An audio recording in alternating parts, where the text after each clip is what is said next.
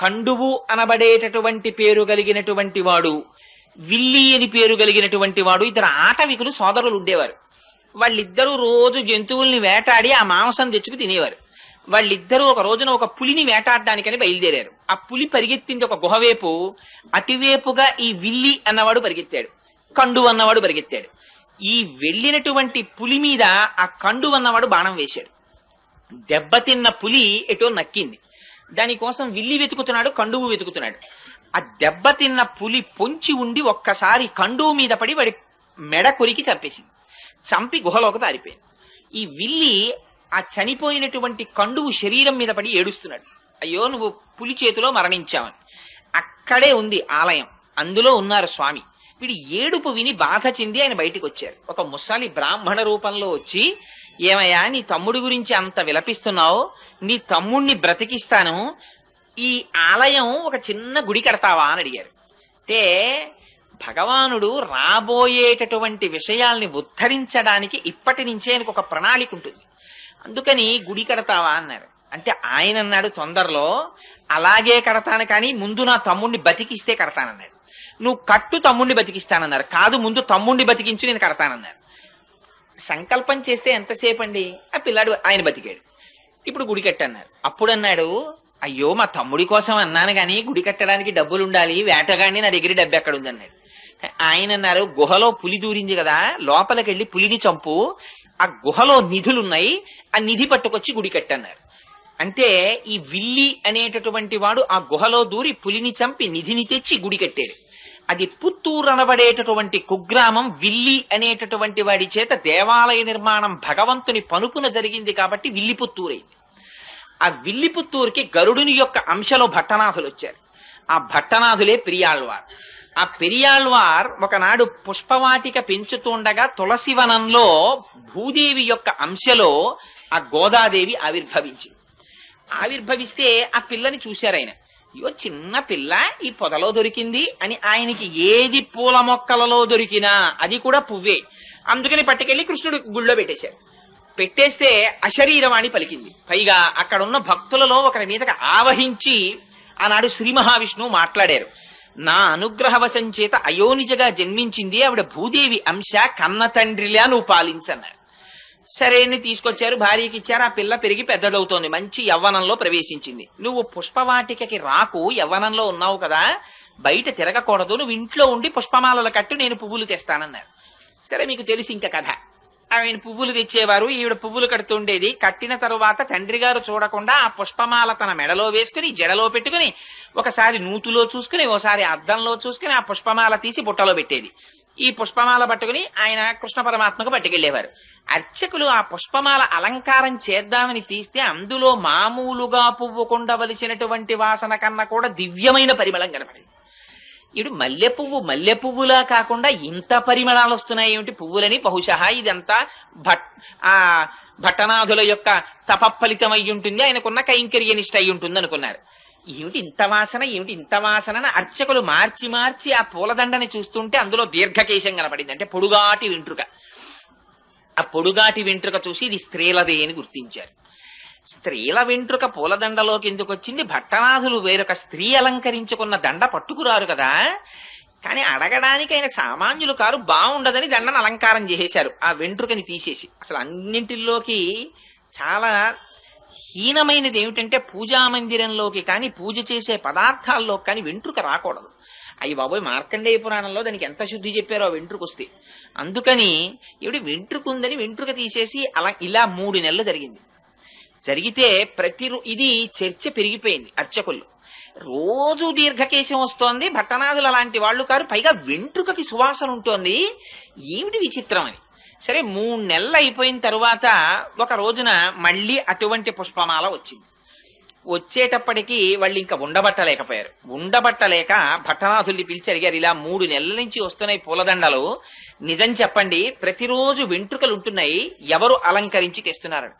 మహాప్రభో, నాది పొరపాటు, నేను ఎప్పుడూ ఎవరు అలంకరించినవి తేలేదు, ఈ పుష్పవాటికని పుష్పాలంకృతిని నమ్ముకుని బతుకుతున్న వాడిని నన్ను నమ్మండని ఆయన పుష్పమాలని వెనక్కి తీసుకెళ్లిపోయారు. ఆ రోజున తీసుకెళ్లిపోయి ఎవరు అలంకరించుకుంటున్నారు అని కొంచెం ఆలోచించి చూస్తే తన కూతురే అలంకరించుకుంటారు. చూశారు. అమ్మా ఎంత తప్పు చేశావమ్మా, పరమాత్మకిచ్చే పుష్పహారాన్ని నువ్వు అలంకరించుకుని ఇస్తున్నావా, దానివల్ల నేను మాట పడ్డానమ్మా అని ఆ రోజున ఆయన పట్టికెళ్ళడానికి పుష్పమాలలు లేవు, బయటికి వెళ్ళి చూస్తే పువ్వులు దొరకలేదు, బాధ పెట్టుకుని పడుకున్నారు. ఆ రాత్రి ఆయనకి కృష్ణ పరమాత్మ కల్లోకి వచ్చారు. నాకు చాలా ప్రీతి నీ కూతురు అలంకరించుకున్న పుష్పమాలయే, ఆవిడ భూదేవి అంశ వచ్చిందే ఆ కైంకర్యానికి వచ్చింది, మీ అమ్మాయి అలంకరించుకున్న దండలు పట్టుకొచ్చి నాకు అలంకారం చేయమన్నారు. అంటే భట్టనాథులు అన్నారు, ఈ మాట నాకు చెప్తే సరిపోతుందా, అర్చకులకు కూడా చెప్పండి అన్నారు. అంటే ఆయన మళ్ళీ అర్చకులకి అశరీరవాణిగా పలికి వినిపించారు. అప్పటి నుంచి అందుకని మాలని ధరించి ముక్త విడిచిపెట్టి దా ఇచ్చినది కాబట్టి ఆవిడికి ఆముక్త మాల్యద అని పేరొచ్చింది. ఆ పుష్పహారాన్ని పట్టుకొచ్చి స్వామికి అలంకారం చేసేవారు. సరే కొన్నాళ్లు పోయిన తరువాత భట్టనాథులు అడిగారు, అనగా పెరియాళ్వార్ విష్ణు చిత్తులు, అమ్మా నీకు యవ్వనం వచ్చింది కదా, వివాహం చెయ్యాలి కదా, ఎవరిని వివాహం చేసుకుంటావు అని అడిగారు. అడిగితే ఆవిడంది, తాను వేసుకున్నటువంటి మాలని మార్చి వేసుకునేటటువంటి అధికారం భార్యాభర్తలకే కదా ఉంది. మనం ఒక పని చేస్తుంటాం సాధారణంగా, వివాహంలో కానీ ఎందులోనన్నా దండలు వేయించే సాంప్రదాయం ఉంటుంది. అందులో సాధారణంగా ఇద్దరికి చెరుకోదండ ఇచ్చి ఆ దండలు వాళ్ళ మెళ్ళో వీళ్ల మెళ్ళో వేయిస్తారు. అది కాదు అసలు. భార్యాభర్తల సంబంధం అంటే ఏమిటంటే, భర్త చేతితో దండ పట్టుకుని భార్య మెడలో వేస్తాడు, భార్య చేతితో దండ పట్టుకుని భర్త మెడలో వేస్తుంది. వేసిన తరువాత భార్య తన మెడలో దండ తీసి భర్త మెడలో వేస్తుంది, భర్త తన మెడలో దండ తీసి భార్య మెడలో వేస్తాడు. అలా పక్క పక్కన కూర్చుని దండలు మార్చుకుంటే వాళ్ళు భార్యాభర్తలని గుర్తు. అలా నేను ధరించిన మాల తీసి ఇస్తే ఆయన వేసుకున్నాడు, అందుకని ఆయనే పతి. అందుకని ఇంకా వేరుగా చెప్పక్కర్లేదు. అందుకని నేను శ్రీ మహావిష్ణువుని వివాహం చేసుకుంటాను. అమ్మో ఎంత గొప్ప కోరిక కోరావమ్మా, శ్రీ మహావిష్ణువుని వివాహం చేసుకుంటావా? కానీ మరి శ్రీ మహావిష్ణువు అంటే చాలా మూర్తులుగా ఉన్నారు, ఇందులో నువ్వే మూర్తిని చేసుకుంటావన్నారు ఆయన. అంటే ఆవిడంది, ఇన్ని రకాలుగా ఉంటాడు అంటే నాన్నగారు చెప్పండి అంది. అంటే ఆయన ఏదో 105 దివ్య దేశాల్లో శ్రీ మహావిష్ణువు ఎలా ఉంటారో ఆ మూర్తులన్నీ వర్ణించారట. వర్ణిస్తే అందుట నాన్నగారు వింటుంటే ఒక్కొక్క శ్లోకం మీరు ఒక్కొక్క క్షేత్రంలో ఉన్న మూర్తుల గురించి చెప్తున్నారు, ఇవన్నీ వింటుంటే అబ్బో ఏ మూర్తికి ఆ మూర్తి గొప్ప అనిపిస్తోంది. అలా ఏం తెలుస్తుందండి వింటే? అబ్బా అమ్మాయి తెల్లగా ఉంటాడమ్మా, అమెరికాలో ఉంటాడమ్మా, బూట్లు వేసుకుంటాడమ్మా, కోటు వేసుకుంటాడమ్మా, పుట్టుమచ్చ ఉండదమ్మా మొహం మీద, చంద్రబింబం అమ్మా, బలానా కుటుంబరావు గారు అబ్బాయి, బలానా కోటేశ్వరరావు అబ్బాయి ఇలాగమ్మా అని చెప్తుంటే అందరి పెళ్లి కొడుకులు అలా ఉన్నారు, ఒకసారి పిలవండి చూస్తానంది ఆవిడ. అంటే అందుకనిట ఆయన పెరియాళ్వారని పిలిచింది. ఆయన అక్కడ కూర్చుని పర్ణశాలలో ఒక్కొక్క శ్లోకం చదివారట 105 క్షేత్రాల్లో ఉన్న స్వాముల్ని. వాళ్ళందరూ వచ్చి అక్కడ నిలబడ్డారు. ఇది ఆయన శక్తి. 105 మూర్తుల్ని తీసుకొచ్చి నించోపెట్టారు. నించోపెట్టి నీకెవరిని చేసుకుంటావమ్మా అని అడిగారు. అడిగితే శ్రీరంగంలో ఉన్న రంగనాథుడు ఆవిడికి బాగా నచ్చాడు. ఈయన్ని చేసుకుంటాను నాన్నగారు అందుట. అంటే మిగిలిన వాళ్ళని ఏమనుకోకండి స్వామి, మా అమ్మాయి ఇన్ని మెచ్చుకుందంటే, అయ్యో ప్రతిబింబంలాగా నేనే కదయా 105 మూర్తులుగా ఉన్నది, ఏకస్వమేవ బహుదా భవభాసిలోకే, ఆయనే కదా ఉన్న ఒక్క ఆత్మేగా ఇన్ని రకాలుగా కనపడాలి అని ఆ స్వామి రంగనాథుడు చేసుకుంటానన్నారు. మిగిలిన వాళ్ళందరూ వెళ్ళిపోయారు, మిగిలిన మూర్తులు. పాపం ఈ రంగనాథుడిని చేసుకుంటానని ఆవిడ మురిసిపోతోంది. అదిగో వ్యాఖ్యానంలో రాశారు, ఆ స్వామి ఒకనాటి రాత్రి గోదాదేవి దగ్గరికి వచ్చి ఆవిడతో భోగం అనుభవించారు. అంటే ఆవిడ బ్రహ్మానందమును అనుభవించింది. ఆనాడు ఆండాళ్ తల్లికి వరం ఇచ్చారట, నువ్వు ఏ పరమాత్మని కోరి ఇంత తపస్సు చేశావో అటువంటి నిన్ను నేను ఆనందాన్ని పొందినటువంటి రోజు, నువ్వు బ్రహ్మానందమును పొందిన రోజు కనుక, భోగం అనుభవించిన రోజు కనుక ఇది ఉత్తరోత్తర భోగి అని పిలవబడుతుంది అని చెప్పారట. అందుకని భోగి పండగ. అందుకని అదిగో ఆ భోగం అనుభవించి స్వామి వెళ్లిపోయారు. చాలా కాలం అయిపోయింది, ఆయన రాలేదు. ఈవిడ బెంగ పెట్టేసుకుంటోంది, అవతల కళ్యాణం జరగలేదు. ఎలాగా అని బెంగ పెట్టుకుని ఉండిపోయి ఈవిడ చాలా విరహతాపమును అనుభవిస్తూ ఆఖరికి అబ్బో విశేషమైనటువంటి వృత్తాంతం రాశారు. ఓ పరిచారికని పంపించేటప్పటికి శ్రీరంగంలో శృంగార మండపంలో వసంతం ఆడుతున్నాడు ఆయన రంగనాథుడు. అప్పుడు ఈవిడ తన యొక్క భక్తి ప్రపత్తుల చేత యోగ మార్గంలో వెళ్ళింది ఆయన దగ్గరికి. వెళ్లి, స్వామి నీ గురించి ఆండాళ్ తల్లి అలమటించిపోతోంది, రావలసింది అంటే తన మెడలో పుష్పహారాన్ని చేతి ఉంగరాన్ని ఇచ్చి పంపించారు స్వామి. ఆ ఇచ్చిన తరువాత కొంతకాలం అయిన తర్వాత తన దగ్గర ఉన్నటువంటి అర్చకులకి ఆలయ అధికారులకి స్వప్నంలో కనపడి చెప్పారు. ఇవి జరుగుతుంటాయండి యథార్థంగా. అన్నవరం సత్యనారాయణ స్వామి వారు వెలిసే ముందు అనువంశిక ధర్మకర్తకి ఆయన స్నేహితుడు ప్రకాశరావు గారికి ఒకే రోజు రాత్రి కల్లోకి వచ్చి చెప్పారు, నేను అంకోల వృక్షం కింద ఉన్నాను, నన్ను పైకి తీసి ప్రతిష్ఠ చెయ్యండి అని. ఎప్పుడో కాదు, ఈ మధ్య అప్పుడే అన్నవరంలో ప్రతిష్ఠ జరిగింది. అందుకని అలా కలలో కనపడి చెప్తే ఆలయ అధికారులకు ఏమని చెప్పారంటే, మీరు నా కోసం వజ్రవైఢూర్య సహితమైనటువంటి పల్లకీని ఎలా పంపిస్తారో అలా గోదాదేవికి పంపించండి. పంపిస్తే ఆవిడ పల్లకీ ఎక్కి వస్తుంది. వచ్చిన తరువాత నేను ఆవిడ్ని కళ్యాణం చేసుకుంటానని చెప్పారు. అలా కళ్యాణం చేసుకుంటానని రంగనాథుడు పలికినటువంటి మాట మేరకి పల్లకిని, ఆ ఛత్రాన్ని, చామరాన్ని అన్నిటినీ తీసుకుని విష్ణుచిత్తుడి ఇంటికి వెళ్లారు. వెడితే విష్ణుచిత్తుల వారు ఆ రాజుగారికి కబురు చేశారు. అంతకుముందు పరతత్వ నిర్ణయంలో రాజ్యసభలో పాల్గొన్నారు కనుక రాజు తన పరివారం అంతటితో వచ్చాడు. పెద్ద వేడుక కింద ఊరిరిగింపొకటి బయలుదేరి శ్రీరంగం చేరుకున్నారు. చేరుకున్న తర్వాత ఉత్సవమూర్తితో కలిపి అమ్మవారికి వివాహం చేశారు. చేసిన తరువాతట స్పష్టంగా రాశారు. 4 వ్యాఖ్యానాలు ఉన్నాయి గోదాదేవి కళ్యాణం గురించి. 4 అన్నింటిలో ఆవిడ అంతర్ధానం అయినట్టు రాశారు. కానీ నమ్మాళ్ళవారి దగ్గరికి వెళ్ళినట్టు ఒక చోట 4 4 రకాలు ఈ వివాహం జరిగింది. అందులో పెద్దలు చాలా మంది అంగీకరించినటువంటిది. అందులో వైష్ణవులలో పెద్ద పెద్ద పండితులు సాధికారికంగా అంగీకరించి రాసిన వ్యాఖ్యానాన్ని మాత్రమే నేను విజ్ఞాపన చేస్తున్నాను. అందుకని ఆ తల్లికి ఉత్సవమూర్తితో వివాహం జరిగిన తర్వాత, ఉత్సవమూర్తి అంటే ఒక చోట ఉండదు కదా, మూల విరాట్ లాగా ఉత్సవమూర్తి బయటికి వస్తారు ఊరేగింపుకి. మూల విరాట్ ఎప్పుడు ఆలయంలో ఉంటారు. అందుకని ఆ ఉత్సవమూర్తి తర్వాత సేవకి వెళ్ళిపోయారు. అంటే పొద్దున్నే తిరుమలలో చూడండి కళ్యాణానికి వస్తాయి మూర్తులు. కళ్యాణానికి ఏమిటి, సోమవారం అయితే ఏదో ఒక అర్చన ఉంటుంది, దానికి వస్తారు. మంగళవారం అయితే ఒక సేవ, బుధవారం అయితే సహస్రకలశాభిషేకం, గురువారం అయితే తిరుప్పావడ, శుక్రవారం అయితే పూరాభిషేకం, ఇలా రకరకాలు నిత్య కళ్యాణోత్సవానికి వస్తాయి. ముందు వచ్చి కళ్యాణం జరిగిపోతుంది. కళ్యాణం అయిపోయిన తర్వాత ఊంజల్ సేవకి అద్దాల మండపంలో కెడతాయి. ఊంజల్ సేవ అయిపోయిన తర్వాత రంగనాయకుల మండపంలో వసంతోత్సవానికి వస్తాయి. రంగనాయకుల మండపంలో వసంతోత్సవం అయిపోయిన తర్వాత ఆ రోజు జరగవలసిన ఆర్జిత బ్రహ్మోత్సవానికి వస్తాయి. ఆర్జిత బ్రహ్మోత్సవం అయిపోయిన తర్వాత ఇవే ఉత్సవ విగ్రహాలు బయటికి వస్తాయి. బయటికి వచ్చి స్వామి తన ఉభయనాంచారులతో కలిసి సహస్రదీపాలంకార మండపంలో ఉయ్యాల లూగుతారు. ఉయ్యాల లూగిన తర్వాత ఇదే ఉత్సవమూర్తులు మళ్ళీ లోపలికెడతాయి. ఇంతగా ఆ ఉత్సవమూర్తులు తిరుగుతాయి. మూల విరాట్ లోపల ఉండిపోతారు.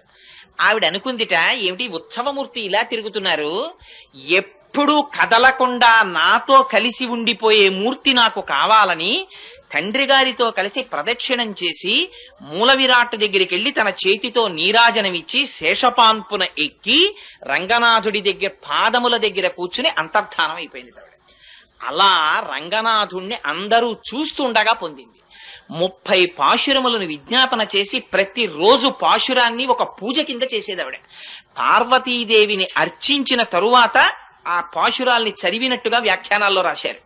ఎందుచేత అంటే కాత్యాయని వ్రతాన్ని గురించి విన్న తరువాత తిరుప్పావై చేసింది గోదాదేవి.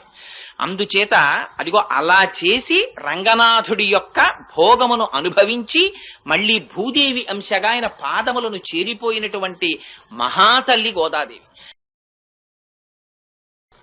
ఇవాల్టి పాట తెల్లంటుంది. అనేకమైనటువంటి పడవలతో నిండి ఉన్న ఆ పాల సముద్రాన్ని మధించి దాంట్లోంచి ఆవిర్భవించినటువంటి లక్ష్మీదేవిని తనదిగా చేసుకుని మాధవుడైన ఆ స్వామిని కేశవా అన్న నామంతో కీర్తించి ఆ వ్రేపల్లెలో జన్మించినటువంటి గోపికలు పూర్ణచంద్ర సదృశమైనటువంటి ముఖములు కలిగినటువంటి వారై విలక్షణమైనటువంటి ఆభరణములను ధరించిన వారై బాహ్యమునందు ప్రపంచమునకు పర అనేటటువంటి సాధనాన్ని ఆంతరముగా తమకు పరమేశ్వరుని నుండి ఎన్నడు విడివడనటువంటి నిత్య సంశ్లేషమనేటటువంటి గొప్ప ఫలాన్ని పొందినటువంటి వారై ఉన్నారు. ఇదిగో ఇటువంటి పరమ పవిత్రమైనటువంటి తిరుప్పావై అనబడేటటువంటి 30 ద్రవిడ పాశురములతో కూడినటువంటి మాలికని లోకమున మణిపూస వంటి శ్రీవిల్లిపుత్తూరులో నిరంతరము మెడలో పరిశుద్ధమైనటువంటి ఆ తామర పూసల మాలని ధరించేటటువంటి భట్టనాథుల యొక్క కుమార్తె అయిన ఆండాళ్ తల్లి గోదాదేవి ఈ పాశురాల్ని మాలికగా అనుసంధానము చేసి పాడి ఉన్నది. ఈ తిరుప్పావై అనబడేటటువంటి పాశురముల మాలికని ప్రతిరోజు క్రమము తప్పకుండా ఎవరు పారాయణ చేస్తున్నారో ఎవరు ఈ తిరుప్పావై వ్రతాన్ని చేస్తున్నారో అటువంటి వారందరికీ ఆనాడు గోదాదేవి చేసినటువంటి వ్రతము యొక్క ప్రయోజనము ఏది ఉన్నదో దానిని పొందుతారు. కాదు సాక్షాత్తుగా ఆ గోపికలు ఎటువంటి ఫలితాన్ని పొందారో అటువంటి ఫలితాన్ని పొందుతారు. కేవలముగా బాహ్యమునందు తిరుప్పావైని అధ్యయనము చేసినంత మాత్రము చేత పుండరీకాక్షుడు, చతుర్భుజుడు, పర్వతము యొక్క శిఖరము వంటి శిరస్సు భుజములు కలిగినటువంటి వాడైన ఆ శ్రీ మహావిష్ణువు యొక్క అనుగ్రహమునకు పాత్రులవుతారని ఈ పాశురంలో ఫలసిద్ధిని కూడా వివరణ చేస్తూ ఆ తిరుప్పావైని పూర్తి చేశారు. ఆ తల్లి పేరు గోదాదేవి అన్నారు. గోదా అనడంలోనే అసలు ఒక గొప్ప రహస్యం ఉంది చివరి పాశురంలో ఆ మాట వాడడంలో. ఎందుకంటే ఆవిడికి అనేక నామాలు ఉన్నాయి.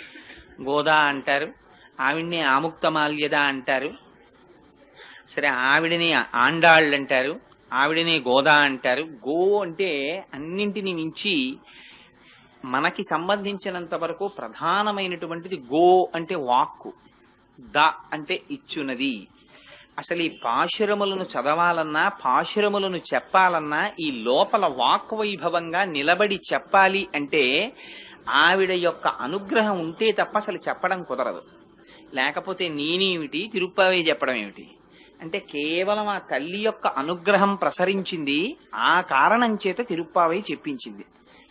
ఇది ఆ గోదా అన్న పేరులో ఉన్న రహస్యం. గో అంటే స్వర్గం, దా అంటే ఇచ్చునది. ఊర్ధ్వలోకముల యొక్క సుఖమును కావాలని అభిలషించినటువంటి వారికి దాన్ని ఇస్తుంది. గో అంటే మోక్షం, దా ఇచ్చునది. పునరావృత్తి రహితమైనటువంటి మోక్షస్థితి కావాలనుకున్న వాళ్ళకి ఆ మోక్షాన్ని ఇస్తుంది. గో అంటే దిక్కు, ద ఇచ్చునది. ఇప్పటి వరకు దిక్కు లేక అనాథయై తిరిగినటువంటి వాడికి శ్రీకృష్ణ పరమాత్మ యొక్క చరణారవిందములను దిక్కుగా ఇస్తుంది. అందుకని ఆవిడ గోదా. అటువంటి గోదాదేవి ఆనాడు పాలసముద్రాన్ని మధించి ఆ ఆవిర్భవించినటువంటి లక్ష్మీదేవిని తనదిగా చేసుకున్నటువంటి శ్రీ మహావిష్ణువు మాధవుడైతే ఆయనని కేశవ అని పిలిచారట వీళ్ళు. ఇందులో ఒక గమ్మత్తైన మాట ఉంది. పాలసముద్రాన్ని మధించినటువంటి వాళ్ళు దేవతలు, రాక్షసులు, వాళ్ళిద్దరూ కలిసి మధించారు. ఎందుకు మధించారు అంటే దాని గురించి పోతన గారు భాగవతంలో చాలా విశేషమైనటువంటి వర్ణన చేసి ఉన్నారు. ఆ పాలవెల్లి లోపల అప్పటికప్పటికి మంద రాగము తిరిగన్ చప్పుడు నిండిన జాండము చెప్పిడిదే మజుని చెవులు చిందరగునియన్ అన్నారు. ఆ మందరగిరి పర్వతాన్ని దింపి ఆ పాల సముద్రంలో చిలుకుతుంటే వచ్చినటువంటి ధనికి బ్రహ్మగారి చెవులు చిల్లులు పడ్డాయిట. అబ్బా ఏమిట్రా ఇంత చప్పుడు ఏం జరుగుతోందిరా అని అడిగట్టయిన. అంత బ్రహ్మాండంగా పాల సముద్రాన్ని చిలికారు. చిలికితే అందులోంచి లక్ష్మీదేవి ఆవిర్భవించింది. ఆ ఆవిర్భవించినటువంటి లక్ష్మీదేవిని తనదిగా స్వీకరించారు శ్రీ మహావిష్ణువు. మా అంటే లక్ష్మీదేవి. ఆవిడిని స్వీకరించడము చేత ఆవిడిని తన సొత్తుగా కలిగినవాడు కనుక, ఆవిడికి భర్త అయిన వాడు కనుక ఆయనకి మాధవుడు అని పేరు. అయితే ఇక్కడ లక్ష్మీదేవి ఆవిర్భవించడానికి కారణం లక్ష్మీదేవి యొక్క ఉపాసనమా, లేక లక్ష్మీదేవిని తన భార్యగా పొందడంలో పరమాత్మ యొక్క కృప, పరమాత్మ యొక్క శ్రమ ఎక్కువగా ఉందా? ఒక్కసారి ఆలోచించండి. అందరికన్నా పెద్ద శ్రమ అసలు శ్రీ మహావిష్ణువుది, పరమేశ్వరుడిది. ఎందుచేత అంటే వాళ్ళందరికీ దేవతల పదవులు ఇచ్చారు. ఇస్తే వాళ్ళకి ఆ పదవులతో తృప్తి లేదు. ఆ పదవులతో తృప్తి లేకుండా వాళ్ళు ఎప్పటికీ బ్రతికి ఉండాలనుకున్నారు. అమృతత్వం కావాలనుకున్నారు. దానికోసం అమృతం కావాలనుకున్నారు. పాల సముద్రాన్ని చిలకాలనుకున్నారు. అందులోకి తీసుకొచ్చి మందరగిరి పర్వతాన్ని దింపాలనుకున్నారు. ఉంటుందా పర్వతం? ఆ పర్వతం మునిగిపోతుంది. అందుకని ఎంత దారుణమైన కోరిక కోరారంటే ఆ పర్వతం మునిగిపోతుందయ్యా, అందుకు నువ్వు ఆధారం కావాలి, నువ్వు వచ్చి పడుకో, నీ వీపు మీద ఈ మందరగిరి పెడతాం, పెట్టి దానికి వాసుకి అనేటటువంటి పావుని చుడతాం, దేవతలు ఒక పక్క దానవులు ఒక పక్క పట్టుకుని చిలుకుతాం, చిలికితే ఆ మందరగిరి తిరగాలి అటు ఇటు. తిరుగుతున్నప్పుడు ఈయన వీపు మీద ఉండి తిరిగితే ఆ వీపు ఏమైపోతుందండి? ఆ వీపు మీద చర్మం ఏమైపోవాలి? ఆయన ఏమైపోతున్నా, ఆయన ఎంత కష్టపడుతున్నా వాళ్ళకి అక్కర్లేదు. వాళ్ళు బతికుంటే వాళ్ళకి చాలు. దేవతలు కానివ్వండి, దానవులు కానివ్వండి, అంతే ఆ స్వార్థ ప్రవృత్తి. ఆయనది అంత త్యాగ ప్రవృత్తి. అంత కష్టపడి ఆయన మందరగిరి పర్వతాన్ని చిలికి, ఆ మందరగిరిని వాళ్ళు చిలికితే ఆయన అంత క్లేశం అనుభవిస్తే ఆనాడు అందులోంచి అనేకం వచ్చాయి. ఆ వచ్చిన వాటిల్లో లక్ష్మీదేవి ఒకరు. ఆ వచ్చినటువంటి లక్ష్మీదేవిని నువ్వు ఎవరిని చేపడతావు అని అడిగితే నేను శ్రీ మహావిష్ణువుకే ఇల్లాలిని అంది ఆవిడ. ఆయన మెడలో వరమాల వేసింది. వేస్తే ఆవిడ్ని భార్యగా పొంది అంత కష్టపడి పాల సముద్రంలో పడుకుని వీపు మీద మందర పర్వతాన్ని పెట్టుకుని వీపు చిరిగిపోయేటట్టుగా ఆధారమై అంత తాను కష్టపడితే లక్ష్మీదేవి ఆవిర్భవిస్తే ఆ లక్ష్మీదేవిని తన భార్యగా పొందితే ఆవిడ పెట్టుకోవాలా ఆయన పెట్టుకోవాలా పేరు? ఆయన పెట్టుకున్నారు. ఇంత గొప్ప లక్ష్మిని నేను భార్యగా పొందాను, నా అదృష్టం, అందుకని మాకి ధవుణ్ణి కాబట్టి నా పేరు మాధవుడు అన్నాడు. ఇది పరమేశ్వరుని యొక్క స్థితి ఎంత విచిత్రంగా ఉంటుందో చూడండి. ఎక్కడ ఎవ్వరూ చెయ్యడానికి ఇష్టపడని పనులన్నీ ఆయన చేస్తారు. చేసి అవన్నీ చాలా గొప్ప బిరుదుల కింద తనకి పెట్టుకుంటుంటారు. అన్నింటికన్నా హేయంగా పూర్వం భావింపబడినటువంటి పదవులు ఏమిటో తెలుసా అండి? రథసారథ్యం. రథసారథ్యం కొంచెం తక్కువ స్థాయి పదవిగా భావిస్తారు, కానీ అసలు యథార్థం ఏమిటంటే లోపల కూర్చున్నవాడు ఎంత గొప్పవాడైనా వాడి యొక్క ప్రాణరక్షణ భారం అంతా వాహనాన్ని చోదనం చేసేటటువంటి సారథి చేతుల్లో ఉంటుంది. వాడొక్క గడియ కునికాడనుకోండి, లోపల ఎంత పెద్దవాడు కూర్చున్నా సరే ఇంకా తరువాత ఎందుకు పనికిరాదు శరీరం, అలా తుత్తునీయలైపోతుంది. అంచేత వాహనంలో ఉన్నప్పుడు సారథిదే పూనిక. అటువంటి సారథి పదవి ఎవ్వరూ చెయ్యరు. ఎందుచేత అంటే అందులో యుద్ధంలో సారథి పదవి చేయడం అంటే కొంచెం ఇబ్బందికరమైన పదవి. ఎందుచేత అంటే కురుక్షేత్రం లాంటి యుద్ధాలు జరిగేటప్పుడు ఎక్కడ చూసినా పెద్ద అల్లరి, గొడవ, అరుపులు, కేకలు, అట్టహాసం, ఆర్తనాదాలు వినపడుతుంటాయి. సారథి ఆ వెనకాతల ఉండేటటువంటి రథి యొక్క మనస్సుని ఎరిగి రథాన్ని తీసుకెళ్ళాలి. ఆయన ఎవరితోనో యుద్ధం చెయ్యాలనుకుంటారు, ఆ మాట చెప్తూ ఉంటారు.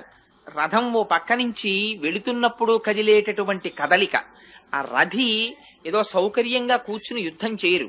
ఆయన లేచి నిలబడి తన చేతిలో గాంధీవాన్నో ఏదో ఒక కోదండాన్నో పట్టుకుని బాణాలు తీసి వేస్తుంటారు. ఇలా చేత్తో పట్టుకోవడానికి ఏం ఆధారం ఉండదు. అలా వెళ్లిపోయేటటువంటి రథాన్ని నడిపేటప్పుడు సారథికి రథి చెప్పేటటువంటి మాట వినపడాలి. ఒకరిని కొట్టారనుకోండి, అదిగో రథాన్ని కర్ణుడి వైపు తీసుకెళ్ళి అంటారు. వినపడలేదనుకోండి, ఈయన వికర్ణుడి వైపుకి తీసుకెళ్తే కుదరదు. అందుకని ఒక్కొక్కసారి వెనక్కి పిలవాల్సి వస్తే చేతిలో కోదండ ఉంటుంది, ఒక చేతిలో బాణాలు ఉంటాయి. అందుకని అవి కాసేపు ఆపి పిలుస్తూ కబుర్లు చెప్పుకోవడానికి ఉండదు, చుట్టూ శత్రువులు ఉంటారు. అందుకని అవసరమైతే ఒక్కొక్కసారి రథి ఏం చేస్తాడంటే తన పాదుక పెట్టి సారథి యొక్క డొక్కలో పొడుస్తాడు. పొడిస్తే అప్పుడు సారథి వెనక్కి తిరిగి చూస్తాడు. ఏమి ఎందుకని అడిగితే కర్ణుడి వైపుకు పోని అంటాడు, లేకపోతే దుర్యోధనుడి వైపుకు పోని అంటాడు. దాన్ని బట్టి రథం వెడుతుంది. కొట్టడం కూడా తిన్నగా రథిని కొట్టరు, ముందు సారథిని కొట్టేస్తారు. పతాకం కొట్టేస్తారు, గుర్రాల్ని కొట్టేస్తారు, తర్వాత సారథిని కొడతారు, తర్వాత రథాన్ని కొడతారు. అందుకని ఎక్కువ ప్రమాదం సారథికి ఉంటుంది. రథి బలహీనుడైతే ముందు పోయేవాడు సారథి. ఇలాంటి పదవులన్నీ ఆయన చేశాడు. ఆయన కర్మ చేసి పైగా అది పెద్ద గొప్ప కింద ఒక బిరుదు పెట్టుకున్నాడు ఆయన, పార్థ సారథి. అర్జునుడికి నేను సారథ్యం చేశానయ్యా. పార్థుడికి సారథ్యం చేస్తే పార్థుడు మేలు పొందాడా, శ్రీకృష్ణ పరమాత్మ మేలు పొందారా? అసలు అంత సైన్యాన్ని చూసేటప్పటికీ అమ్మ బాబోయ్ నేను యుద్ధం చెయ్యను, నాకు ఇందులో అన్నలు కనపడుతున్నారు, తమ్ముళ్ళు కనపడుతున్నారు, బంధువులు కనపడుతున్నారు, వీళ్ళందరినీ చంపేస్తే ఏమైపోతుందో, రేపు పొద్దున తజ్జనాలు పెట్టేవాళ్ళు ఉండరు, ఎందుకు వచ్చింది నాకు రాజ్యం వద్దు, యుద్ధము వద్దు, నేను ఇంటికి వెళ్ళిపోతున్నాను, నేను వెళ్ళిపోతున్నవాడిని యుద్ధ భూమిలో కూర్చోబెట్టి 18 అధ్యాయాలు భగవద్గీత చెప్పి విశ్వరూపం చూపించి ఆఖరికి నీకేమర్థమైందని అడిగి నష్టో మోహ స్మృతిర్లబ్ధ అంటే అయితే రథం ఎక్కని మళ్ళీ యుద్ధం చేయించి గెలుపు తెప్పించినవాడు ఆయన. ఇంత చేసి నేనేం చేశానండి, రథం తోలేనంతే అని పార్థసారథి అని బిరుదు పెట్టుకున్నాడు. ఇంకొక తక్కువ పదవిగా మనం భావించేది మెసెంజర్ పోస్ట్. సాధారణంగా ఆఫీసులో ఏ పోస్ట్ కన్నా తక్కువ పోస్ట్ ఏంటంటే ఫైల్ ఇక్కడి నుంచి అక్కడికి పట్టుకెళ్ళడం. మెసెంజర్ పోస్ట్ అంటే కొంచెం తక్కువ అనుకుంటాం మనం, కానీ అది చేశాడు ఆయన. పెట్టుకుని చేసి పాండవ దూత అని ఒక బిరుదం పెట్టుకున్నాడు. వాళ్ళ రాయబారం పట్టుకెళ్ళి అక్కడ చెప్పారు. పోనీ మిగిలిన వాళ్ళల్లా ఏదో వెళ్లి చెప్పేసి వచ్చేసేయడం కాదు, ఇంత కష్టపడి వెడితే ఆయన్ని బంధించి మట్టు పెట్టాలని చూశారు దుర్యోధనాదులు. అక్కడ విశ్వరూపం చూపించారు. పరమాత్మ ఎప్పుడూ కష్టం ఆయన తీసుకుంటారు, ప్రయోజనాన్ని ఇతరులకిచ్చి చూశారా వాళ్ళు ఎంత కష్టపడ్డారో నా కోసం అని చెప్పి వాళ్ళు కష్టపడినట్టుగా బిరుదు తాను పెట్టుకుంటారు.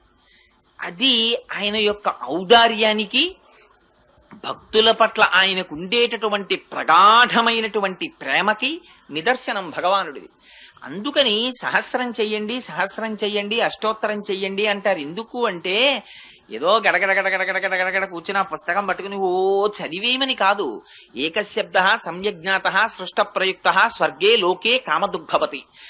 ఆ చదవడం దగ్గరే జీవితం అంతా పాడు చేసేసుకోమని కాదు. నేను అంత మాట అన్నారేమిటండి మీరు అలా పాడు చేసుకోవడం అని అనుకోకండి.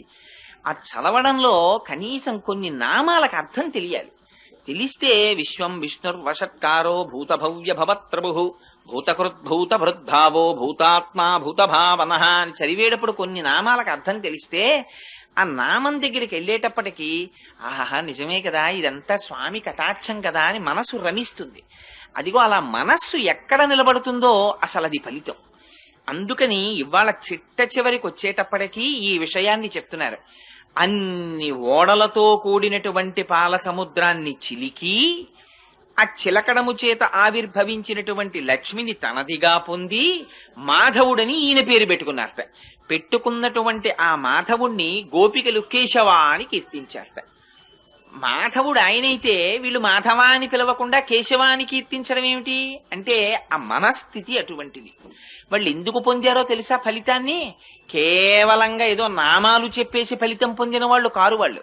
వాళ్ళకి ఏ పేరు పెట్టి స్వామిని పిలవాలో వాళ్ళకి అర్థమైంది. కేశవ అని పిలవడంలో ఒక రహస్యం ఉంది. గుర్రం రూపంలో వచ్చాడు కంసుడి పనుపన ఒక రాక్షసుడు. గుర్రాన్ని ఆవహించి వచ్చాడు కనుక ఆయనకి కేశి అని పేరు. ఆ కేసిగా వచ్చి స్వామివారి మీద పడ్డాడు సంహరిద్దామని. స్వామి ఆ రోజున తన చేతిని కాల్చిన ఇనప స్తంభంలా తయారు చేసి ఆ గుర్రం యొక్క నోట్లోకి పెట్టారు. పెడితే ఆ గుర్రం మరణించింది. ఆ గుర్రం మరణిస్తే కేశిని సంహరించిన వాడు కనుక కేశవ అని నామం వచ్చింది ఆయనకి. ఈ కేశవ అన్న నామంలో ఒక విచిత్రమైనటువంటి విషయం ఉంది. అన్నింటికీ కూడా కారణం అహంకారం. ఈ అహంకారానికి కారణం మనస్సు, మనస్సుకి కారణం ఇంద్రియాలు. ఇవన్నీ విచ్చలవిడిగా తిరిగేటటువంటివి. ఇవన్నీ కూడా ఆ కేశవ గుర్రంలో సూచింపబడతాయి. ఈ గుర్రాన్ని మనమదుపు చేద్దామంటే అదుపు చేయలేం. కళ్ళని చూడని దానిని చూడకుండా ఉంచడం అంటే చాలా కష్టం. అసలు భగవంతుడిచ్చిన గొప్ప పరీక్ష అంతా అక్కడ పెట్టేశాడండి. కళ్ళు ఇచ్చేశాడు, ముక్కు ఇచ్చేశాడు, నోరు ఇచ్చేశాడు, చెవులు ఇచ్చేశాడు, స్పర్శేంద్రియాన్ని ఇచ్చాడు, కాళ్ళు ఇచ్చాడు, చేతులు ఇచ్చాడు, నోరు ఇచ్చాడు, మలద్వారం ఇచ్చాడు, మూత్రద్వారం ఇచ్చాడు. ఇచ్చి అబ్బాయి నీకు ఇవన్నీ ఇస్తున్నానయ్యా అని నీ ఇష్టం వచ్చినట్టు వాడుకో అనలేదు. నేను కొన్ని చెప్తాను అలా వాడుకో, వాడుకుంటే నిన్ను నేను చూస్తానన్నాడు. తర్వాత మీ ఇష్టం, కానీ ముందు మాత్రం ఆయన చెప్పింది ఇవి ఇస్తున్నాను. దాంతో పాటు వేదం ఒకటి చెప్పాను. ఆ వేదంలో ఈ ఇంద్రియాల్ని ఎలా వాడుకోవాలో నేను చెప్తున్నాను, వాటికి మాత్రమే ఉపయోగించన్నారు. కానీ అలాగ నువ్వు వాడుకోకపోయినా స్వేచ్ఛగా తిరిగేటటువంటి అలవాటు వాటికి ఉంది. అందుకు నా కళ్ళు తిరుగుతుంటాయి, ఆ చెవి తిరుగుతూ ఉంటుంది, ఆ ముక్కు తిరుగుతూ ఉంటుంది. కానీ ప్రయత్నపూర్వకంగా నిగ్రహించి వెనక్కి తీసుకురావాలి. చూడకూడని దానిని చూడకో, వినకూడని దానిని వినకో అని వెనక్కి తేవాలి. అలా తేకపోతే మళ్ళీ ఉపాధి హీనమైనటువంటి ఉపాధులలోకి వెళ్ళిపోతాడు. ఇక్కడ వచ్చింది పెద్ద పేచీ అంతా. అసలు బయట ప్రపంచంలో అన్నింటినీ నేను కంట్రోల్ చేస్తున్నాను అంటాడు. కానీ అక్కడ కంట్రోల్ చేయలేడు. కంట్రోల్ చేయవలసిందంతా ఇక్కడుంది. దీన్ని వదిలి బయటనంతటిని కంట్రోల్ చేస్తున్నానని తిరుగుతుంటాడు. తను ఎక్కిన స్కూటర్ని కంట్రోల్ చేయడం తేలిక, కాలుతో నొక్కితే బ్రేక్ ఆగుతుంది బండి. కానీ ఈ కన్నుని చూడని దానిని చూడకూడని దానిని చూడకుండా నిగ్రహించు ఒక రోజు. దీనికి వ్యాఖ్యానం రాశారు పెద్దలు. ఒక్క రోజుని యూనిట్ గా తీసుకుని ఒక 24 గంటల టైముని తీసుకుని మనస్సు ఎంతసేపు భగవంతుడి పాదముల యందు నిలబడుతోందో నిష్పక్షపాతంగా బేరీజు వేసుకుని చూసుకోమన్నారు. ఎందుకంటే మనకు ఉండేవి ఉదయం, మధ్యాహ్నం, సాయంత్రం, రాత్రి. 24 గంటల టైంని మీకు ఇచ్చినట్టుగా చెప్తే ఒక పిల్లవాడికి 2 గంటల ఎగ్జామినేషన్ పేపర్కి ఇచ్చినట్టు 24 గంటల్లో కనీసం ఆవలింతకి, కునుకుకి, నిద్రకి వీటన్నింటికి కలిపి ఎంత లేదన్నా ఒక 12 గంటలో 10 గంటలో తీసేయండి. ఇంకా ఉండేది 22, ఇంకా మిగిలేది 12 గంటలు లేదా 14 గంటలు. ఈ 14 గంటల టైంలో ప్రయత్నపూర్వకంగా మనకు ఒక లక్షణం ఒకటి ఉంటుంది. ఏమిటంటే ఆ పూజ గదిలో ఉండి పూజ చేసినంతసేపే భగవంతుడు. అది అయిపోగానే అమ్మయ్య ఇంకా పూజ అయిపోయింది, ఇంకా మనం ఇంకా మిగిలిన టైం భగవంతుడి కోసం కాదు మన కోసమని మనకు ఒక గొప్ప పూనిక. అందుకని ఆ పూజ గదిలో అని మీరు భగవంతుడి కోసం కేటాయించేటటువంటి టైము కేవలం ఒక అరగంటో గంటో ఉంటుంది. ఆ అరగంటో గంటో అసలు నిజంగా పూజ చేసేటప్పుడు మీరు ఒక్కసారి వాచ్ చేసి చూడండి సిన్సియర్గా.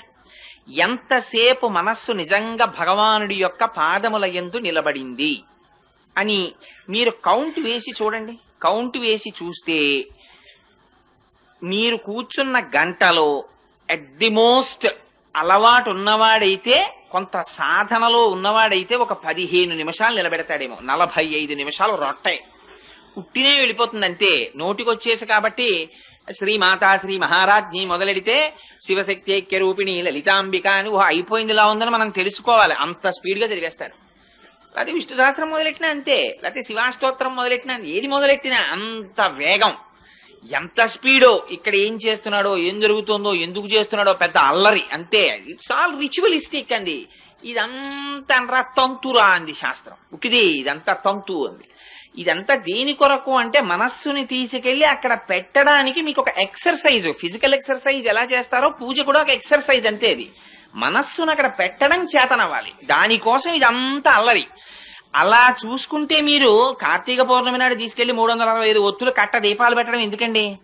365 రోజులు దీపారాధన చేయవలసిన వాడు దీపారాధన చెయ్యలేకపోయిన రోజులు కొన్ని ఉంటాయి. ఊరెళ్ళానని కొన్ని రోజులు అంటాడు, నిద్ర లేవలేకపోయానని కొన్నాళ్ళు అంటాడు.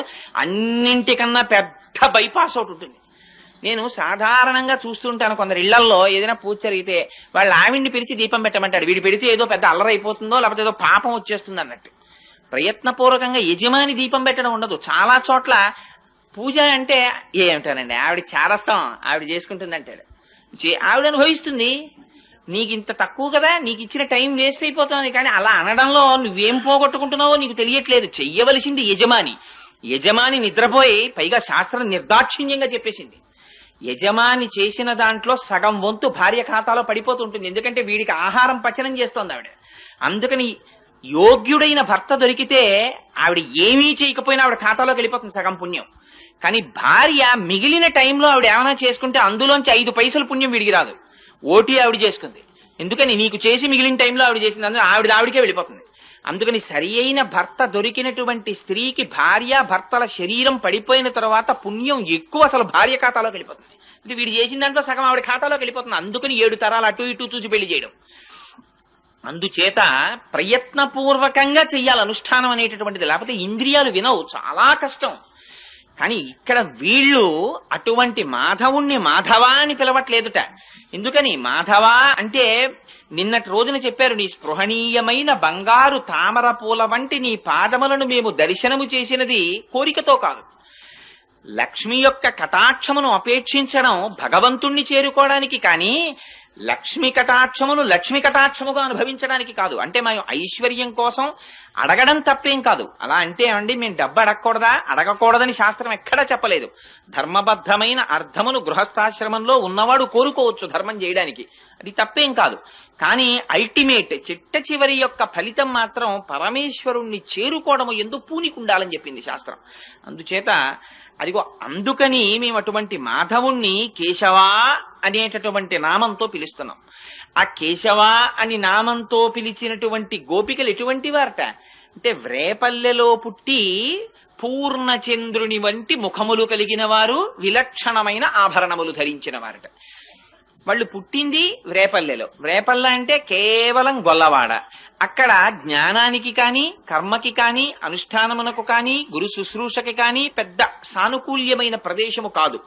అయినప్పటికీ వాళ్ళు నిన్న చెప్పారే, వాళ్ళు మాకున్న పుణ్యమేమిటి, నువ్వు జన్మించడమే మా పుణ్యం. సాక్షాత్తుగా శ్రీకృష్ణ పరమాత్మయే అక్కడ జన్మించారు. ఆ జన్మించినటువంటి పుణ్యము చేత ఆ కృష్ణుడి పాదములను ఏ కోరిక లేకుండా కేవలము కైంకర్యము తప్ప వేరొకటి అపేక్షించని స్థితిలో నిలబడి ఉన్నారు కనుక వారికి ముఖాలు చాలా తృప్తిగా ఆనందదాయకంగా ఉన్నాయిట. అందుకని పూర్ణచంద్రుడి ముఖంలా ఉన్నాయిట. ఈ ముఖాలు ఎక్కడుంటాయో తెలుసా అండి? గోపికలను అడ్డు పెట్టి చెప్పారు. కానీ సంసారమునందు మగ్నులయ్యేటటువంటి వాళ్ళ ముఖాలు ఎప్పుడు ఆకర్షణ వికర్షణ, సుఖము దుఃఖము, ఒకనాడు ప్రీతి ఇంకొకనాడు అప్రీతి, ఇవన్నీ ఉంటాయి.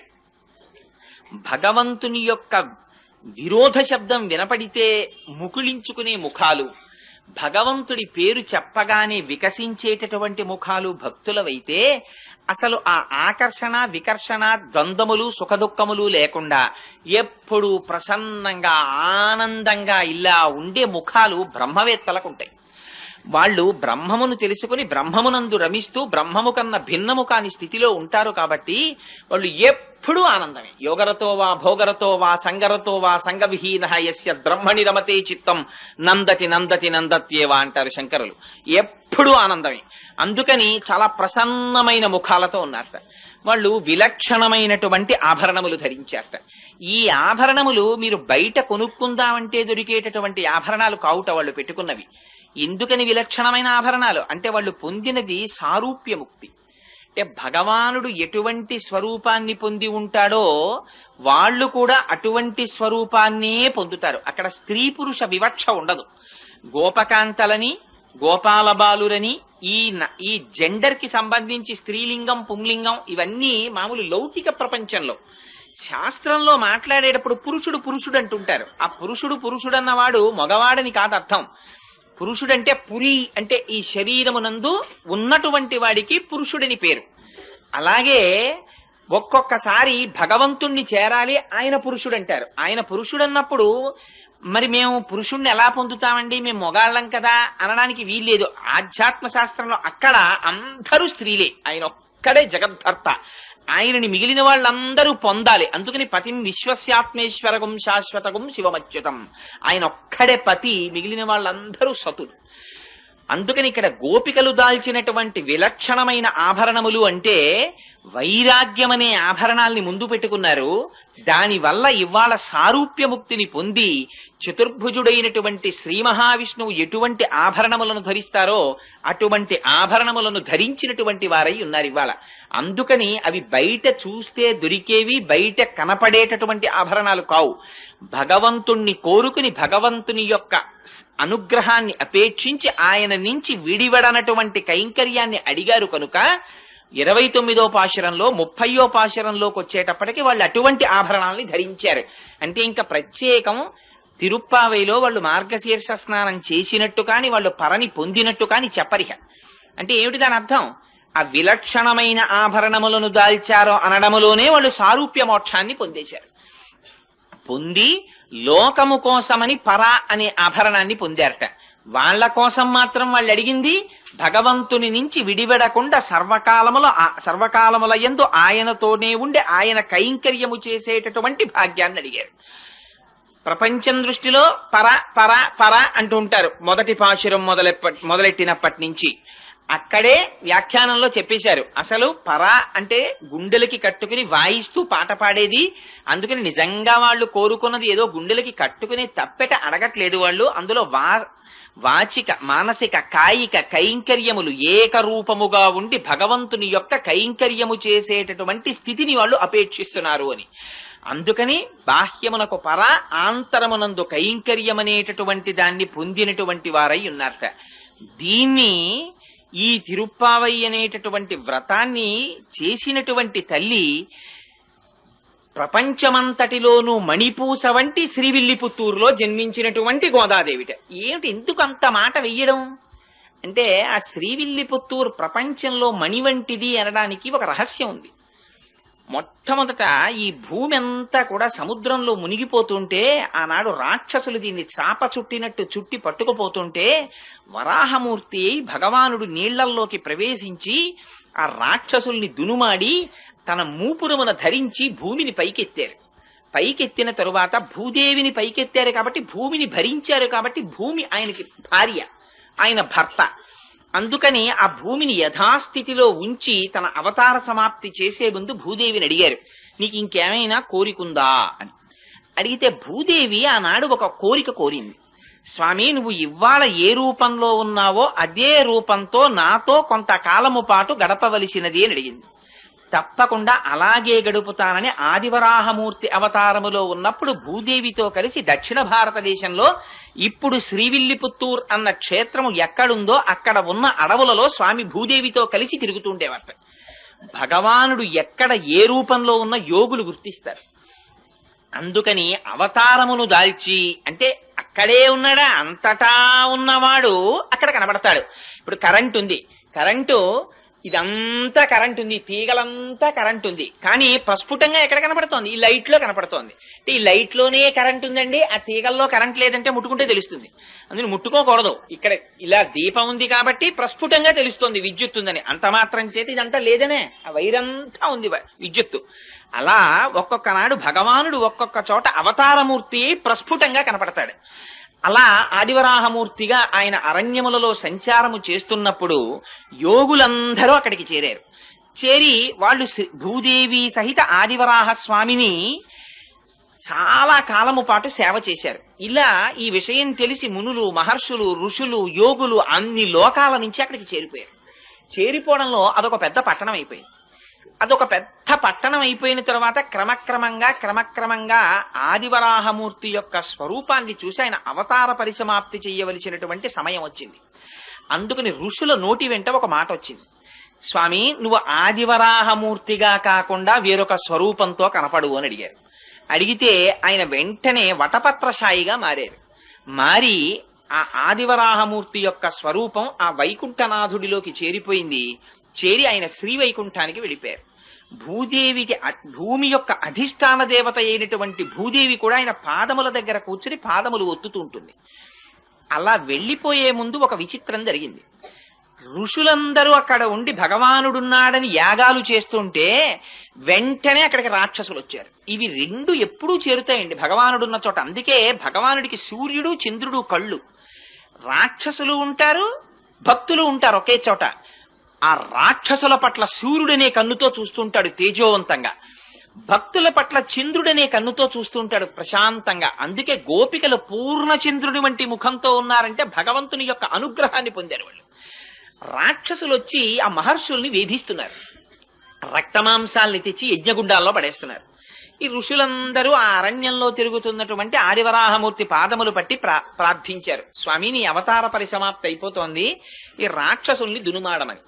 ఆయన అన్నారు, ఈ మాత్రం రాక్షసుల్ని దునుమాడడానికి నేను రావలసిన అవసరం లేదు, నా సుదర్శనాన్ని పంపిస్తున్నానన్నారు. వెంటనే చక్రం బయలుదేరి వచ్చింది. వచ్చి అందులో అన్నారు, ఆ వ్యాఖ్యానంలో ఒక విచిత్రమైన మాట రాశారు. అదిట ముందు ఎవరిని చంపిందంటేట ఆ రాక్షసుల యొక్క రథముల చక్రములను పడగొట్టిందిట. ఎందుకంటే మీరు చక్రాలు నేను చక్రాలు ఏమిటే, ఇన్ని చక్రాలు ఉండడానికి వీల్లేదు, ఒక చక్రమే ఉండాలని ముందు చక్రాలు పడగొట్టిందిట. రథాలు పడిపోతే వాళ్ళందరూ కింద పడ్డారట. కొన్ని కోట్ల మంది రాక్షసుల్ని సంహరించేసిందిట చక్రం. సంహరించేస్తే దాని నిండా రక్తం మాంసం అంటుకుపోయి మళ్ళీ స్వామి ధరించడానికి అనుకూలమైన స్థితిని పొందడానికి ఆనాడు ఆదివరాహమూర్తి వరుణుణ్ణి పిలిచారట. పిలిచి ఒకసారి చక్రం కడగాలి, ఇక్కడ ఏదైనా నీటిని ఏర్పాటు చేయమన్నారు. స్వామి సుదర్శనాన్ని కడగడానికి సామాన్యమైనటువంటి నీళ్ళేమిటి, గంగా యమునా సరస్వతుల్ని పిలుస్తున్నానని గంగా యమునా సరస్వతుల్ని పిలిచారట. అదే తిరుముక్కోళ తీర్థము అని శ్రీవిల్లిపుత్తూరులో తీర్థం ఏర్పడింది. అందులో సుదర్శనాన్ని కడిగారు. అందుకని ఆ తీర్థంలో స్నానం చేసినటువంటి వాళ్ళకి ఆధ్యాత్మిక జ్ఞానం వస్తుంది అంటారు. సుదర్శనం అంటే మంచి దర్శనము. సుదర్శనాన్ని కడిగారు కనుక దీనితో చూసేటటువంటి దర్శనం ప్రపంచాన్ని చూస్తుంది. ఇక్కడి నుంచి ఆంతరనేత్రంతో చూసేటటువంటి దర్శనం పరమాత్మని చూపిస్తుంది. అది సుదర్శనం కడగడం. అందుకని ఆ కోనేటిలో స్నానం చేస్తారు. సరే, ఆదివరాహమూర్తి తిరిగి వైకుంఠనాథుడిగా వెళ్ళిపోయారు. ఇక్కడ శేషసాయిగా ఆయన అంశ ఉండిపోయింది. అదే మున్నూరు దేవాలయం అని కృష్ణమూర్తి గుడి ఉండిపోయింది శ్రీవిల్లిపుత్తూరులో. అప్పటికి దాని పేరు శ్రీవిల్లిపుత్తూరు కాదు. వెళ్ళిపోయి ఉండగా ఒకనాడు భూదేవి ఆయన పాదములొత్తుతూ ఎందుకో ఒక ప్రశ్న వేసింది. స్వామి మీకు అనేక రకములైనటువంటి కైంకర్యములు జరుగుతుంటాయి కదా, పుష్పార్చన చేస్తారు, తులసితో అర్చన చేస్తారు, అభిషేకం చేస్తారు. అసలు ఈ అర్చనలన్నింటిలో మీకు ప్రీతిపాత్రమైన అర్చన ఏది అని అడిగింది. అడిగినది భూదేవి అడిగింది కనుక ఆయన అన్నారు, నాకు పుష్పార్చన ప్రీతి అన్నారు. పుష్పాలు ఎక్కడి నుంచి రావాలి? భూమిలోంచి రావాలి. అందుకని అడిగిన వాళ్ళని ప్రీతి చెందించడం ఆయన యొక్క కోరిక. అందుకని పుష్పములంటే నాకు ప్రీతి అన్నారు. పుష్పార్చన చేత ప్రీతి చెందుతానన్నారు. అసలు ఆయన అడిగిన పుష్పాలు బాహ్య పుష్పాలు కావు. అహింస ప్రథమం పుష్పం, పుష్పమింద్రియ నిగ్రహ, సర్వభూత దయా పుష్పం, క్షమా పుష్పం, విశేషత జ్ఞాన పుష్పం, ధ్యాన పుష్పం, తప పుష్పం తు సత్తమం, సత్యమష్ట విధం పుష్పం విష్ణో ప్రీతికరం భవేత్ అని ఆ పుష్పాలు. అందుకని ఆ పుష్పార్చన ఇష్టమన్నారు. అయితే నేను పుష్పార్చన చెయ్యాలనుంది కొంతకాలం, మీకు ఎక్కడ జన్మించనని అడిగింది. అడిగితే నువ్వు ఒక కడుపున పుట్టవలసిన అవసరం లేదు, నాకు పుష్పార్చన చెయ్యడానికి పుడతానని అడుగుతున్నావు కనుక మన గరుక్మంతుని యొక్క అంశలో భట్టనాథులని ఒకరు జన్మిస్తారు, వారికి అయోనిజవై తులసి వనంలో నువ్వు దొరుకుదువుగానివి అని అభయం ఇచ్చారు. సరే, ఈలోగా ఆదివరాహమూర్తి యొక్క అవతారము పరిసమాప్తి కాగానే అక్కడున్న మహర్షులు ఋషులు అందరూ వెళ్ళిపోయారు. వెళ్ళిపోతే మళ్ళీ అది అడవి కింద ఉండిపోయింది. ఆ అడవిలో చిన్న కుగ్రామం ఒకటి ఏర్పడింది, దాని పేరు పుత్తూరుని పిలిచేవారు. అక్కడ కండువు అనబడేటటువంటి పేరు కలిగినటువంటి వాడు, విల్లి అని పేరు కలిగినటువంటి వాడు, ఇద్దరు ఆటవికులు సోదరులు ఉండేవారు. వాళ్ళిద్దరూ రోజు జంతువుల్ని వేటాడి ఆ మాంసం తెచ్చుకు తినేవారు. వాళ్ళిద్దరూ ఒక రోజున ఒక పులిని వేటాడడానికని బయలుదేరారు. ఆ పులి పరిగెత్తింది ఒక గుహవేపు, అటువేపుగా ఈ విల్లి అన్నవాడు పరిగెత్తాడు, కండు అన్నవాడు పరిగెత్తాడు. ఈ వెళ్ళినటువంటి పులి మీద ఆ కండు అన్నవాడు బాణం వేశాడు. దెబ్బతిన్న పులి ఎటో నక్కింది. దానికోసం విల్లి వెతుకుతున్నాడు, కండువు వెతుకుతున్నాడు. ఆ దెబ్బతిన్న పులి పొంచి ఉండి ఒక్కసారి కండువు మీద పడి వాడి మెడ కొరికి చంపేసింది. చంపి గుహలోకి పారిపోయింది. ఈ విల్లి ఆ చనిపోయినటువంటి కండువు శరీరం మీద పడి ఏడుస్తున్నాడు, అయ్యో నువ్వు పులి చేతిలో మరణించావని. అక్కడే ఉంది ఆలయం, అందులో ఉన్నారు స్వామి. వీడి ఏడుపు విని బాధ చెంది ఆయన బయటికి వచ్చారు. ఒక ముసలి బ్రాహ్మణ రూపంలో వచ్చి, ఏమయ్యా నీ తమ్ముడి గురించి అంత విలపిస్తున్నావు, నీ తమ్ముణ్ణి బ్రతికిస్తాను, ఈ ఆలయం ఒక చిన్న గుడి కడతావా అని అడిగారు. అంటే భగవానుడు రాబోయేటటువంటి విషయాల్ని ఉద్ధరించడానికి ఇప్పటి నుంచే ఆయనకు ఒక ప్రణాళిక ఉంటుంది. అందుకని గుడి కడతావా అన్నారు. అంటే ఆయన అన్నాడు తొందరలో, అలాగే కడతాను కానీ ముందు నా తమ్ముణ్ణి బతికిస్తే కడతానన్నాడు. నువ్వు కట్టు తమ్ముణ్ణి బతికిస్తానన్నారు. కాదు, ముందు తమ్ముణ్ణి బతికించి నేను కడతానన్నారు. సంకల్పం చేస్తే ఎంతసేపు అండి, ఆ పిల్లాడు ఆయన బతికాడు. ఇప్పుడు గుడి కట్టన్నారు. అప్పుడు అన్నాడు, అయ్యో మా తమ్ముడి కోసం అన్నాను కానీ గుడి కట్టడానికి డబ్బులు ఉండాలి, వేటగాడిని నా దగ్గర డబ్బు ఎక్కడ ఉంది అన్నాడు. ఆయన అన్నారు, గుహలో పులి దూరింది కదా, లోపలికి వెళ్ళి పులిని చంపు, ఆ గుహలో నిధులున్నాయి, ఆ నిధి పట్టుకొచ్చి గుడి కట్టన్నారు. అంటే ఈ విల్లి అనేటటువంటి వాడు ఆ గుహలో దూరి పులిని చంపి నిధిని తెచ్చి గుడి కట్టాడు. అది పుత్తూరు అనబడేటటువంటి కుగ్రామం విల్లి అనేటటువంటి వాడి చేత దేవాలయ నిర్మాణం భగవంతుని పనుపున జరిగింది కాబట్టి విల్లి పుత్తూరైంది. ఆ విల్లి పుత్తూరుకి గరుడుని యొక్క అంశలో భట్టనాథులు వచ్చారు. ఆ భట్టనాథులే పెరియాళ్వార్. ఆ పెరియాళ్వార్ ఒకనాడు పుష్పవాటిక పెంచుతుండగా తులసివనంలో భూదేవి యొక్క అంశలో ఆ గోదాదేవి ఆవిర్భవిస్తే ఆ పిల్లని చూశారు ఆయన. అయ్యో చిన్న పిల్ల ఈ పొదలో దొరికింది అని ఆయనకి ఏది పూల మొక్కలలో దొరికినా అది కూడా పువ్వే. అందుకని పట్టుకెళ్లి కృష్ణుడి గుళ్ళో పెట్టేశారు. పెట్టేస్తే అశరీరవాణి పలికింది. పైగా అక్కడున్న భక్తులలో ఒకరి మీదకి ఆవహించి ఆనాడు శ్రీ మహావిష్ణువు మాట్లాడారు.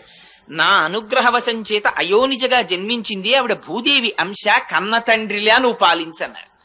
సరే అని తీసుకొచ్చారు, భార్యకి ఇచ్చారు. ఆ పిల్ల పెరిగి పెద్దదవుతోంది, మంచి యవ్వనంలో ప్రవేశించింది. నువ్వు పుష్పవాటికకి రాకు, యవ్వనంలో ఉన్నావు కదా, బయట తిరగకూడదు, నువ్వు ఇంట్లో ఉండి పుష్పమాలలు కట్టు, నేను పువ్వులు తెస్తానన్నారు.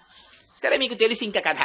ఆయన పువ్వులు తెచ్చేవారు, ఈవిడ పువ్వులు కడుతుండేది. కట్టిన తరువాత తండ్రి గారు చూడకుండా ఆ పుష్పమాల తన మెడలో వేసుకుని జడలో పెట్టుకుని ఒకసారి నూతులో చూసుకుని ఓసారి అద్దంలో చూసుకుని ఆ పుష్పమాల తీసి బుట్టలో పెట్టేది.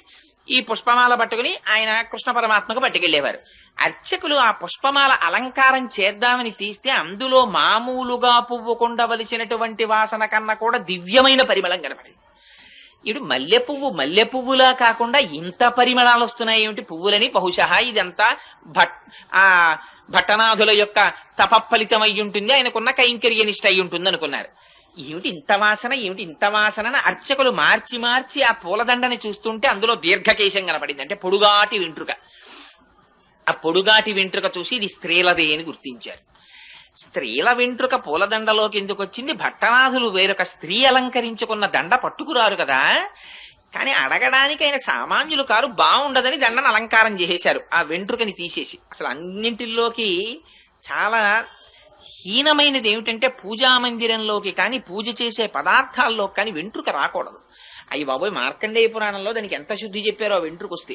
అందుకని ఏమిటి వెంట్రుక ఉందని వెంట్రుక తీసేసి అలా ఇలా 3 నెలలు జరిగింది.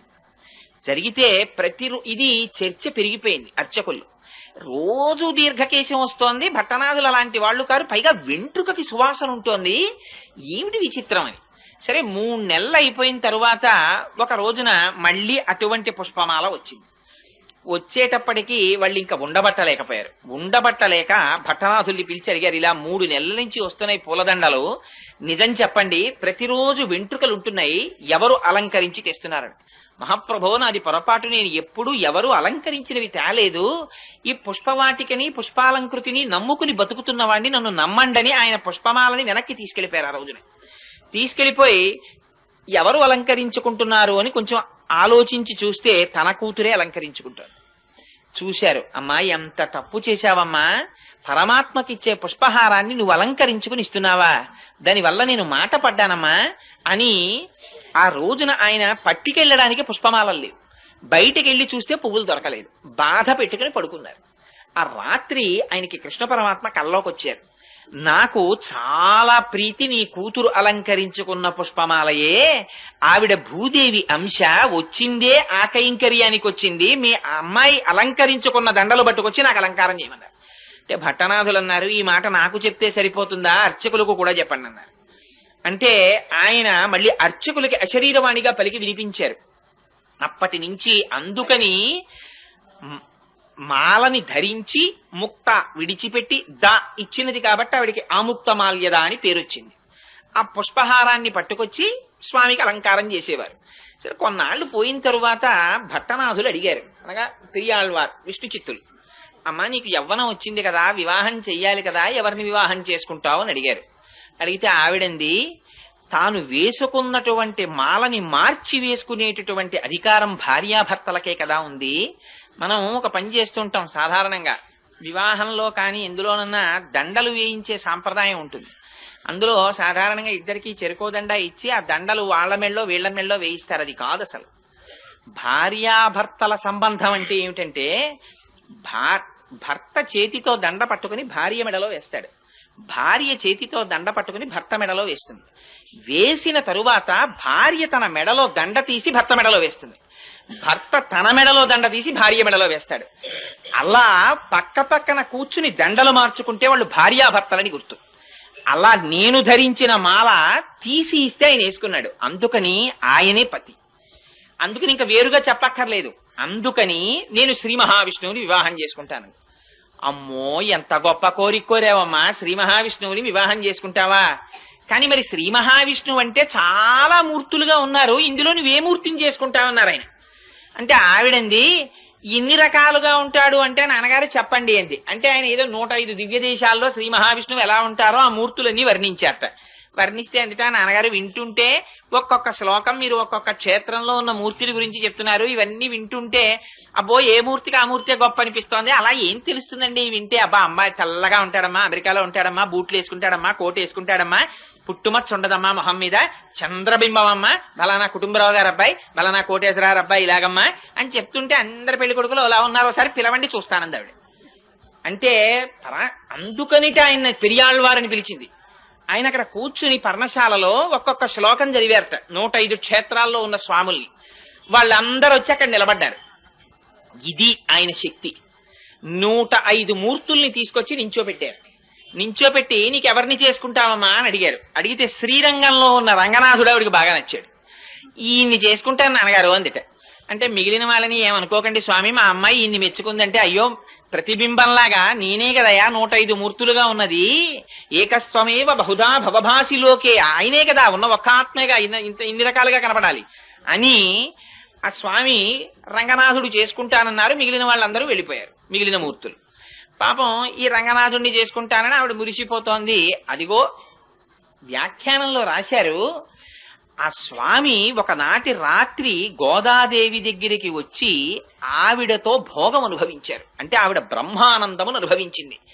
ఆనాడు ఆండాళ్ తల్లికి వరం ఇచ్చారట, నువ్వు ఏ పరమాత్మని కోరి ఇంత తపస్సు చేశావో అటువంటి నిన్ను నేను ఆనందాన్ని పొందినటువంటి రోజు, నువ్వు బ్రహ్మానందమును పొందిన రోజు కనుక, భోగం అనుభవించిన రోజు కనుక ఇది ఉత్తరోత్తర భోగి అని పిలవబడుతుంది అని చెప్పారట. అందుకని భోగి పండగ. అందుకని అదిగో ఆ భోగం అనుభవించి స్వామి వెళ్లిపోయారు. చాలా కాలం అయిపోయింది, ఆయన రాలేదు. ఈవిడ బెంగ పెట్టేసుకుంటోంది, అవతల కళ్యాణం జరగలేదు. ఎలాగా అని బెంగ పెట్టుకుని ఉండిపోయి ఈవిడ చాలా విరహతాపమును అనుభవిస్తూ ఆఖరికి అబ్బో విశేషమైనటువంటి వృత్తాంతం రాశారు. ఓ పరిచారికని పంపించేటప్పటికి శ్రీరంగంలో శృంగార మండపంలో వసంతం ఆడుతున్నాడు ఆయన రంగనాథుడు. అప్పుడు ఈవిడ తన యొక్క భక్తి ప్రపత్తుల చేత యోగ మార్గంలో వెళ్ళింది ఆయన దగ్గరికి. వెళ్లి, స్వామి నీ గురించి ఆండాళ్ తల్లి అలమటించిపోతోంది, రావలసింది అంటే తన మెడలో పుష్పహారాన్ని చేతి ఉంగరాన్ని ఇచ్చి పంపించారు స్వామి. ఆ ఇచ్చిన తరువాత కొంతకాలం అయిన తర్వాత తన దగ్గర ఉన్నటువంటి అర్చకులకి ఆలయ అధికారులకి స్వప్నంలో కనపడి చెప్పారు. ఇవి జరుగుతుంటాయండి యథార్థంగా.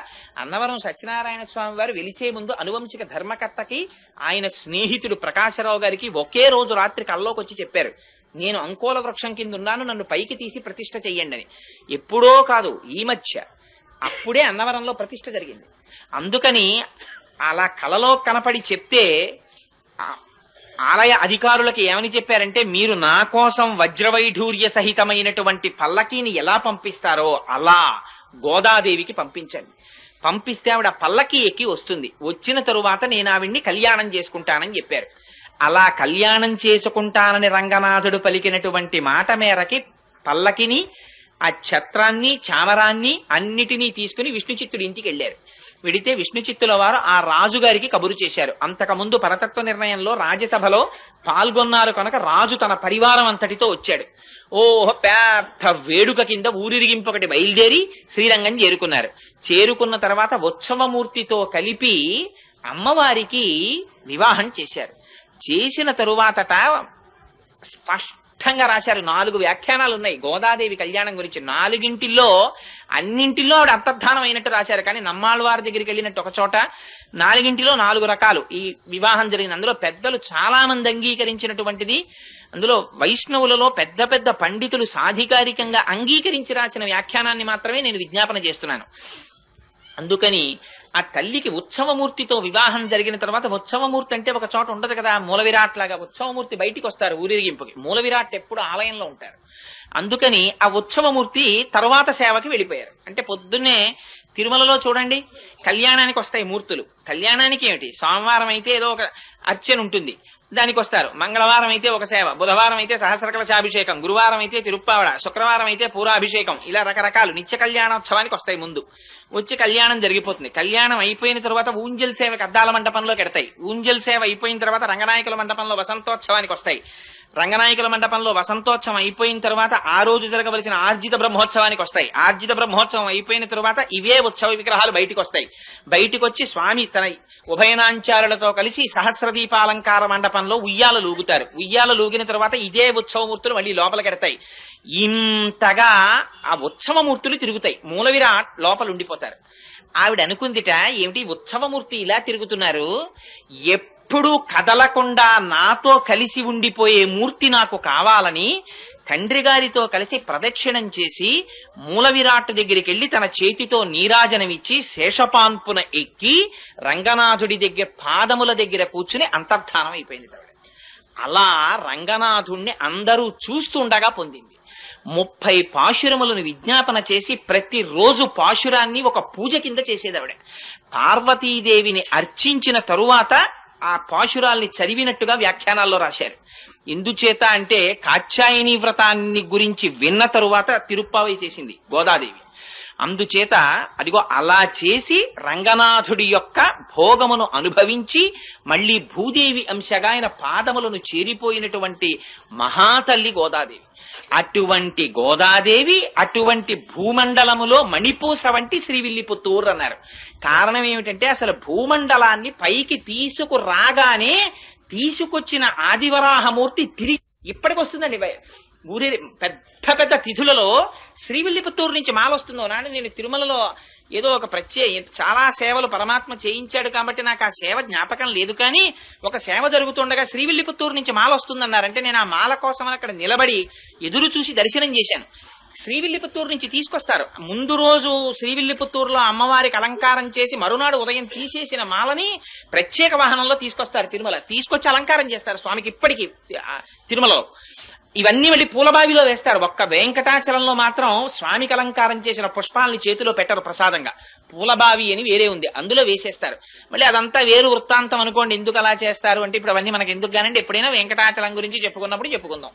అందుకని అదిగో అటువంటి స్థితి కనుక ఆ గోదాదేవి ఉన్నటువంటి ప్రాంతం భూమండలంలో మణిపూస. ఆ విల్లిపుత్తూర్ శ్రీ సంబంధంగా అమ్మవారు వచ్చింది కనుక శ్రీవిల్లిపుత్తూర్ అయింది. అక్కడ సాక్షాత్ అమ్మవారు వెలిసింది. ఆదివరాహమూర్తి యొక్క అంశయైన వటపత్రసాయి వెలిశారు. అక్కడ మహాభక్తుడైన పెరియాళ్వారు వెలిశారు. ఇన్ని ప్రత్యేకతలు ఉండడం చేత అన్నిటిని మించి సుదర్శనాన్ని కడిగినటువంటి పరమ పావనమైన కోనేరు వెలిసింది. అందుకని ఇన్నున్నాయి కాబట్టి అది భూమండలమునకు మణిపూస అయిన శ్రీవిల్లిపుత్తూర్. ఆ శ్రీవిల్లిపుత్తూరులో గోదాదేవి 30 పాశురములను కలిపి మాల కింద అల్లిందిట. అల్లి రంగనాథుడి మెడలో వేసిందిట. ఈ పాటలని పాడినా, చదివినా, నోము చేసినా, బాహ్యార్థమును విన్నా, చదివినా అదే ఫలితం అన్నారు. ఏమిటి పాటలకంత ప్రాముఖ్యత ఏమిటి? ఇవి కేవలం పాటలే కదా, 30 పాటలు. ఇది ఏమైనా వ్రతమా, లేకపోతే ఏమైనా క్రతువు ఉందా? మరి ఎందుకు ఇంత గొప్పతనం వచ్చింది దీనికి అంటే, అసలు దీన్ని బయటికి రావాలని తప్పించి ప్రాణాలు విడిచిపెట్టినటువంటి ఒక మహాపురుషుడు ఒక ఆయన ఉన్నాడు. అక్కడి లింకు తిరుప్పావైకి. ఎక్కడిదో తెలుసా అండి ఇది?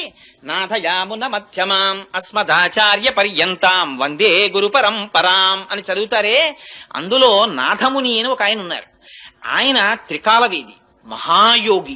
ఆయన ఒకనాడు చెప్పారు, నా కొడుకుకి కొడుకు మనవడిగా వస్తున్నారు.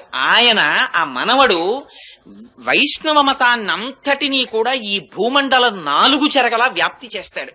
అటువంటి కారణజన్ముడు పుడుతున్నాడు. ఆయనకి నేనే ఈ విష్ణు సంబంధమైనటువంటి పురాణాలు చెప్పాలని కోరికుంది అని చెప్పేవారు శిష్యులతో. కానీ పాపం ఆయనకి వృద్ధాప్యం వచ్చేసి శరీరం విడిచిపెట్టేస్తున్నారు. ఆయన కొడుకు ఈశ్వరముని అని ఆయన ఉత్తర భారతదేశం క్షేత్రాల్లో దర్శనం చేస్తుంటే రాత్రి కలలోకి వచ్చి కృష్ణ పరమాత్మ చెప్పారు, నేనే నీ కడుపున కొడుకుగా పుడుతున్నాను అని. ఆ ఉత్తర భారతదేశంలో ఉండగా కొడుకు పుట్టాడు కనుక యమునా నది ఒడ్డున పుట్టాడు కనుక యమునకి నాథుడు శ్రీకృష్ణుడు కనుక కృష్ణుడు స్వప్నములో చెబితే పుట్టాడు కనుక యామునుడని పేరు పెట్టారు. ఆయన మనవడిగా రావాలి, కానీ మనవడికి చెప్పుకోవాలి విద్యని తాతగారు కలవరించారు. కానీ ఈలోగా శరీరం పడిపోయింది. పడిపోతుంటే ఆయన ఏమన్నారంటే, పుండరీకాక్షుడన్న శిష్యుణ్ణి పిలిచి, ఒరే నేను బ్రతికి ఉండడం లేదు నా మనవడు వచ్చే వరకు, అందుకని నువ్వు ఈ విష్ణు సంబంధమైనటువంటి విద్యనంతటినీ నా మనవడికి చెప్పు, నా దగ్గర నేర్చుకున్నావు కనుక అని చేతిలో చెయ్యించుకుని ప్రాణం వదిలేశారు. ఈ విరూపాక్షుడు కూడా పెద్దవాడైపోయేటప్పటికీ కూడా ఇంకా యామునాచార్యుల వారు తయారు కాలేదు. అందుకని ఆయన శరీరాన్ని విడిచిపెట్టేస్తూ తన శిష్యుడైనటువంటి శ్రీరామమిశ్రుణ్ణి పిలిచి చేతిలో చెయ్యించుకుని యామునాచార్యుల వారికి విద్య నేర్పమని ఆయన ప్రాణం విడిచిపెట్టేశారు. తీరా నిజంగా యామునాచార్యుల వారు పుట్టి పెరిగి పెద్దవారవుతున్న సమయంలో ఈశ్వరముని ప్రాణం వదిలిపెట్టేశారు. ఈ యామునాచార్యుల వారు చదువు నేర్చుకోవలసి వస్తే ఇంత ఏర్పాటు చేస్తే చిట్ట చివరికి కాంచీ నగరానికి వెళ్లి అక్కడ ఒక మహానుభావుడు ఉండేవాడు, మహాభాష్య భట్టు అని. ఆయన దగ్గర చదువు నేర్చుకుంటున్నారు. ఎంత చిత్రం జరిగిందంటే, ఆ కాంచీ పట్టణాన్ని ఏలేటటువంటి రాజు ఒక ఆయన ఉండేవాడు. ఆయన దగ్గర ఒక పెద్ద ఆస్థాన పండితుడు ఉండేవాడు. ఆయన పేరు విద్వజ్జన కోలాహలుడు. ఆ విద్వజ్జన కోలాహలుడు దేశంలో ఎవరినైనా ఓడించాడు విద్యలో. ఆయన అందుకని రాజుగారిని అడిగాడు, నాకు అందరిలా నువ్వు గ్రామాలు అవి ఇస్తే కుదరదు, అగ్రహారాలును, పండితుల దగ్గర పన్నులు వసూలు చేసుకో బతుకుతాను నేను, ఎందుకని ఆ పండితులు నాతో ఢీ కొట్టలేకపోయారనడానికి గుర్తుగా. సరే అలా వసూలు చేసుకోమని శాసనం చేశాడు రాజు. ఆ విద్వజ్జన కోలాహలుడు అందరి దగ్గర పన్నులు వసూలు చేసేవాడు. పండితుడు అన్నవాడు అందరూ పన్ను కట్టాలి ఆయనకి, ఎందుకంటే ఆయన ఓడించలేరు కనుక. యామునాచార్యులు వారు చిన్న పిల్లాడిగా మహాభాష్య భట్టు దగ్గర చదువుకుని వీధరుగు మీద కూర్చొని సంధ్యావందనం చేస్తున్నారు. ఆ రోజున సైనికులు వచ్చి ఈ మహాభాష్య భట్టు గురించి చాలా తక్కువ చేసి మాట్లాడారు. పన్ను కట్టలేదు విద్వజ్జన కోలాహలుడికి, తీసుకెళ్లి కారాగారంలో పారేస్తాం. గురువుగారు ఇంట్లో లేరు. యామునాచార్యులు వారు అడిగారు, ఎందుకు కట్టాలరా మీకు పన్నుని అంటే, మా గురువు గారు విద్వజ్జన కోలాహలుడు, ఆయన ముందు ఏ పండితుడు నిలబడలేరు, మీ గురువు గారు నిలబడలేకపోయారు, అందుకు పన్ను కట్టాలన్నారు. అంటే ఈయనన్నారు, యామునాచార్యుల వారు చిన్న పిల్లాడండి, 7 ఏళ్ళు 8 ఏళ్ళు ఉంటాయి అప్పటికాయనకి. ఆయన అన్నారు, మా గురువు గారు మీ గురువు గారికి పన్ను కట్టడం ఏమిట్రా, కట్టడు, అంత అహంకరించున్నాడా మీ గురువు? నేను 2 శ్లోకాలు ఇస్తున్నాను, వీటిని పట్టుకెళ్లి మీ గురువుకు చూపించని ఓ తాళపత్రాన్ని తీసి దాని మీద 2 శ్లోకాలు రాసి ఇచ్చారు. నేను పండితుణ్ణి కాను, నేను కవిని కాను, నేను వినయము చేత సుసంపన్నుణ్ణి, కానీ ఎదురు తిరిగిన వాళ్ళ కొమ్ములు విరిచేసే మీటిగడ్ని అని పద్యాలు రాశారు. అసలు ఇది బట్టికెళ్లి విద్వజ్జన కోలాహలుడికి చూపించారు. చూపిస్తే ఆయన ఆశ్చర్యపడి, ఎవడరా బుడతాడు నా మీద ఇంత పద్యాలు రాశాడా, వాడిని తీసుకురండి అన్నారు. అంటే భటులు వెళ్ళారు. వెళ్ళి ఏదో ఈడ్చుకొస్తామని వెడితే ఆయన అన్నాడు, పండితుడికి పండితుల పట్ల ప్రవర్తించే విధానమే తెలియని దౌర్భాగ్య దేశం రా ఇది, ఇలాగా ఎదిరించిన పండితుడిని తీసుకెళ్దాం, గౌరవంతో తీసుకెడితే వస్తానని చెప్పు మీ గురువుకి అన్నారు. ఏమిటో చిన్న పిల్లాడేమిటి ఇలా మాట్లాడడం ఏమిటని పల్లకి పంపించారు రాజుగారు. ఎక్కించి వస్తున్నారు. రాత్రి రాజుగారు రాణిగారితో కలిసి పడుకుని మాట అన్నారట, ఎంత చిత్రమో చూసావా, ఇన్నాళ్ల నుంచి విద్వజ్జన కోలాహలుండి ఎదిరించిన వాడు లేడు, ఇన్నాళ్లకు బుడతలు ఎదిరిస్తున్నాడు. అంటే ఆవిడెందుట ఏమో బుడతడని ఎందుకు అనుకోవాలి, ఏ పుట్టలో ఏ పాముందో, మీ దగ్గర ఇన్నాళ్ల నుంచి ఉన్న రాజగురువు ఓడిపోయే రోజు దగ్గరికి వచ్చిందేమో అందుటి. అంటే ఆయన అన్నట్ట, ఎంత మాట అన్నావు, విద్వజ్జన కోలాహలుడు ఓడిపోవడమా, అలాగే ఓడిపోతే నేను ఒక్కనాటికి ఊహించలేనన్నాడు. అంటే భార్య ఏమి ఎందుకు ఊహించలేరు, గెలిస్తే ఏమి ఇచ్చేస్తానండి, అర్ధరాజ్యం ఇచ్చేస్తాను ఆ పిల్లాడికి అన్నాడు. సరే చూడండి ఆ పిల్లాడు గెలుస్తాడండి. మరునాడు ఆ పిల్లాడు దిగాడు పల్లకీలోంచి. ఆయన కర్మ ఏమిటో విద్వజ్జన కోలాహలుడికి ఒక్క విషయం జ్ఞాపకానికి రాలేదు ఆ రోజున. వాదనలో ధియోయోన ప్రచోదయాత్, అహంకారం చేత అజ్ఞానం చేత ఆవరించి ఉన్న విద్య నశించిపోతుంది. ఆ భగవంతుని యందు శిరస్సు వంచడం తగ్గిపోయి ఇదంతా నా ప్రజ్ఞ అని ఇలా చూపించుకోవడం మొదలు కాగానే మేఘాలు కమ్మినట్టు కమ్ముతుంది పొర. ఆవిడ అనుగ్రహం ఒక్కసారి వెనక్కి వెళ్ళిందా, ఇప్పటి వరకు నేను పండితుడిని అన్న వాడికి స్ఫురత్ పోతుంది. ఆ టైంకి అది జ్ఞాపకం రాదు, చాలు వాడు బ్రతుకు. ఇక వేదిక మీద అంతకన్నా భయంకరమైన స్థితి ఇంకోట్లేదు. స్ఫురత్ ఆవిడ, ప్రచోదయాత్ ఆవిడ. అందుకని జ్ఞాపకానికి రాలేదు, ఓడిపోయాడు. రాజు సంతోషంగా అర్ధరాజ్యం ఇచ్చేశాడు యమునాచార్యుల వారికి. చిన్న పిల్లాడు, రాజ్యం వచ్చింది, హాయిగా పాలించుకుంటున్నాడు, యుక్త వయస్సు వచ్చేసింది, పెళ్లి చేసేసుకున్నాడు, బయటికి రాడు, సంతోషంగా కాలం గడిపేస్తున్నాడు. ఇక్కడ ఈ శ్రీరామమిశ్రుల వారు ఆయన ముందున్నటువంటి పుండరీకాక్షుడి యొక్క గురువు గారైనటువంటి పాపం ఆయన ఇచ్చినటువంటి మాట మేరకి ఆ నాథమునుల యొక్క కోరిక తీర్చడానికి ఈ కుర్రాడికి వైష్ణవ మంత్రాన్ని వైష్ణవ విజ్ఞానాన్ని అందించాలని చెప్పి పాపం ఈయన కూర్చున్నాడు. ఈయన బయటికి రాడు, ఆయన ముసలాడైపోతున్నాడు. ఎలాగరా ఈ పిల్లాన్ని రక్షించడం అని రోజు వెళ్ళి రాజుగారిని అడిగేవాడు. రాజుగారిని ఒక్కసారి దర్శనం ఇప్పించండి. అడిగితే దర్శనం కుదరదు, నేను చాలా ఇబ్బందిలో ఉన్నాను, ఇప్పుడు చాలా రాచ వ్యవహారంలో ఉన్నాను, వెళ్ళిపోమనేవాడు. తిరిగి తిరిగి తిరిగి తిరిగి విసిగి వేసారిపోయి ఆయన ఒక రోజున పూజ చేస్తూ రంగనాథుడికి చెప్పుకున్నారు కళ్ళనీళ్లతో, మా గురువులు మహానుభావుడు ఆ నాథమునులు చెప్పారు, నా మనవడు వస్తున్నాడు, వాడు వైష్ణవ మతాన్ని నిలబెడతాడన్నారు, ఆ పిల్లాడు రాజు అయిపోయి అసలు నా మొహమే చూడలేదు, ఇంకా నేను చెయ్యగలిగింది ఏం లేదు, శ్రీరంగనాథ ఏమైనా ఉంటే నువ్వే చూసుకో అన్నారు. అంటే పూజామందిరంలో మాటలు వినపడ్డాయి, అంత బెంగెట్టుకోకోయ్, నీ ఇంటి పక్కనే ముళ్ళ ముస్తె కూర ఉంది కదా, రోజు పట్టుకెళ్ళి ఆ వంటశాలలో ఇమ్మన్నారు. అంటే ముళ్ళ ముస్తె కూర అని నీటి పక్కన పెరుగుతుంది, ఆ కూర రోజు తింటే విడిచిపెట్టకుండా ప్రతిరోజు తినాలి. తింటే ఏమవుతుందంటే విషయభోగముల మీద ఆ లంపటం వదిలిపోయి వైరాగ్యం వస్తుంది ఆ కూర తింటే, దానికి ఆ లక్షణం ఉంది. అందుకని ఆ ముళ్ళ ముస్తె కూర పట్టుకెళ్లి పాపం రోజు ఈయన ఈ శ్రీరామమిశ్రుల వారు వంటశాలలో ఇచ్చి రాజుగారికి పెట్టమనేవారు. ఆ వంటవాడిని ఏదో మంచి చేసుకుంటే ఆయన వండేవాడు, విస్తట్లో వేశాడు. రాజశాసనం ఏమిటంటే వండి వడ్డించేటప్పుడు వంటవాడు రాజుతో మాట్లాడకూడదు. అందుకని ఈయన వడ్డించడమే అంతే, పులుసో అంటే వేయడమే, అంతేగాని పులుసు బాగుందా అని అడగకూడదు. అందుకని ఆయన వడ్డించేవాడు, ఈయన తింటుండేవాడు. ఎక్కడిది ఈ కూరని ఆయన అడిగేవాడు కాదు. పాపం ఎవరో పట్టుకొచ్చారని ఈయన చెప్పేవాడు కాదు, తలగా ఎగిరిపోతుంది, ఆయన వెళ్ళిపోయేవాడు. ఇలా కొన్ని నెలలు అయిపోయింది. కానీ ఆయనకి వైరాగ్యం ప్రారంభమైంది ఆ ముస్తె కూర తిని. కానీ పాపం రోజు వచ్చి ఈయన అడుగుతూ ఉండేవాడు ఈ శ్రీరామమిశ్రుడు, ఏమయ్యా ఏమైనా అడిగాడా నా గురించి, ఎవరు తెచ్చారు ఈ కూరని ఏమైనా అడిగాడా అని. తిని వెళ్ళిపోయాడు ఆయన అనేవాడు. ఆఖరికి ఓ రోజున ఇంటికి ఎడుతుంటే వర్షం పడింది, చలేసింది, జ్వరం వచ్చింది, ఇంట్లో పడిపోయాడు, 10 రోజులు అయిపోయింది, ముసలాయన అయిపోయాడు. ఎన్నాళ్ళు ముళ్ళ ముస్త కూర పెడితే మారుతాడు ఆయన, నా వల్ల కాదు రంగనాథ, ఇంకా నేను చెయ్యగలిగింది లేదు అన్నాడు. ఆ రోజున రాజుగారు భోజనం చేస్తూ వంటవాడిని పిలిచి, రోజు ఒక ఆకుకూర పెట్టేవాడివి పెట్టలేదే అన్నాడు. అంటే వంటవాడన్నాడు, మహాప్రభో మాట్లాడితే తలకాయ పోతుందని నేను చెప్పలేదు, కానీ ఎవరో వృద్ధుడైన వైష్ణవుడు ప్రతిరోజు ఈ ఆకుకూర తెస్తాడు, మీకు పెట్టమన్నాడు, పెడుతున్నాను. ఎందుచేతనో ఒక 10 రోజుల నుంచి ఆయన రావట్లేదు, ఆయన మీ దర్శనానికి కొన్ని 100 మార్లు ప్రయత్నించారు, మీరు దర్శనం ఇవ్వలేదు అన్నాడు. అరేరే అలాగా, ఒక వైష్ణవుడు వృద్ధుడు నా కోసం ఆకుకూర తెస్తున్నాడు ఆ రోజు, ఈ మాట నీకు కనపడితే నా దర్శనానికి పంపించన్నాడు అని వెళ్ళిపోయాడు రాజు. ఈయన ఇంకా విసిగెత్తిపోయి వెళ్ళడం మానేశాడు. ఇంకా చిట్ట చివరి ప్రయత్నం, రంగనాథ ఇక నేను వెళ్ళను సుమా, నా మీద నువ్వు ఆశెట్టుకోవద్దు, ఇవాళ ఒక్కరోజు పట్టుకెడుతున్నాను కూరని. ఓ రోజున మెల్లిగా వండుకుతూ పాపం ఆ కూర పట్టుకుని వెళ్ళారు. వెడితే వంటవాడు గభాలన కౌగిలించుకుని, మహానుభావ మీ గురించే చూస్తున్నాను, రాజుగారు అడిగారు దర్శనం చేయండి అన్నాడు. రాజుగారి దగ్గరికి ప్రవేశపెట్టారు. రాజుగారు ఆయనని చూడగానే ఆయన దివ్యమైన తేజస్సు చూసి సింహాసనంలోంచి లేచి కాళ్ళ మీద పడ్డాడు. పడి నా కోసం ఎందుకు తెచ్చారు ఈ ముళ్ళ ముస్తె కూర ఇన్నాళ్ళ నుంచి అని అడిగాడు. అడిగితే ఏమీ లేదండి, మీ తాత ముత్తాతలు పెద్ద నిధి ఒకటి సంపాదించి పెట్టారు, దాన్ని మీకు ఇమ్మన్నారు, ఎలాగో అలా మీ దర్శనం అయితే ఆ నిధి మీకు అప్పచెప్పేద్దాం, పెద్దవాడిని అయిపోతున్నాను కదా అని మిమ్మల్ని అడుగుదామని ఏదో ఒక అనుబంధం పెట్టుకోవడానికి కూర తెచ్చాను అంటే రాజు అన్నాడు, అయ్యో దానికి ఏముంది, ఇప్పుడే సైన్యంతో వచ్చేసి ఆ నిత్య తెచ్చేసుకుంటాను, ఎక్కడుంది చెప్పండి అన్నాడు. అంటే అబ్బాయి అలా కుదరదు రాజా, దానికి ఒక చిన్న షరత్ ఒకటి ఉంది, కొంచెం మీరు భగవద్గీత 18 అధ్యాయాలు చదివేస్తే తీసుకెళ్లి మీకు ఆ నిధి ఇచ్చేస్తామన్నాడు. భగవద్గీత అప్పటికి ఆయనకి కూడా ఈ కూర తిని తిని తిని తిని తిని అసలు నేను ఎందుకు వచ్చానన్న వైరాగ్యం ప్రారంభమైంది. అందుకని ఆ భగవద్గీత ఎవరో మళ్ళీ నేను కొత్తగా పండితుడిని ఎక్కడ చూసుకుంటాను, మీరే చెప్పకూడదా రోజు అన్నాడు. అంతకన్నా భాగ్యమా మహానుభావ, నాథముల కోరిక తీరుతుందని ప్రతిరోజు వచ్చి 18 అధ్యాయాలు చెప్పాడు. పూర్ణమైన వైరాగ్యం వచ్చింది రాజుకి.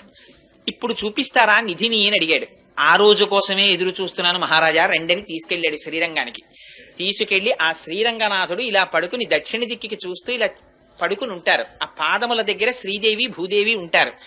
ఆ శ్రీరంగనాథుడి పాదాలు చూపించి, ఇదే మీ తాత ముత్తాతలు మీకు ఇచ్చిన పెన్నిధి, ఈ పెన్నిధిని మళ్ళీ మీకప్పజెప్పాలని ఆ పాదములను కొలిచేటటువంటి వైష్ణవుల యొక్క భక్తి, ఆ సాహిత్యము, ఆ సంపద ఇవన్నీ నిలబెట్టేటట్టుగా మీరు ఒక గొప్ప ఆచార్యులు కావాలని మీ తాత అపేక్షించారు, కానీ మీరు రాచరికంలో పడిపోయారు అని చెప్పి శ్రీరంగనాథుడి పాదాలు చూపించి అది నిధి అని చెప్పారు. వెంటనే ఆయన ఏం చేశాడంటే తన కొడుక్కి పట్టాభిషేకం చేసేసి శ్రీరంగంలో పర్ణశాల నిర్మించుకుని 5 పుస్తకాలు రాశారు. రాసి దేశంలో ఎందరో పండితుల్ని ఓడించి వైష్ణవ మతాన్ని స్థాపించారు. ఆయన స్థాపించిన వారు 120 సంవత్సరాలు బ్రతికారు. యామునాచార్యుల వారు 120వ సంవత్సరంలో ఆయన శరీరాన్ని విడిచిపెట్టేసే ముందు రామానుజాచార్యుల వారికి కబురు చేశారు ఒకసారి రమ్మని.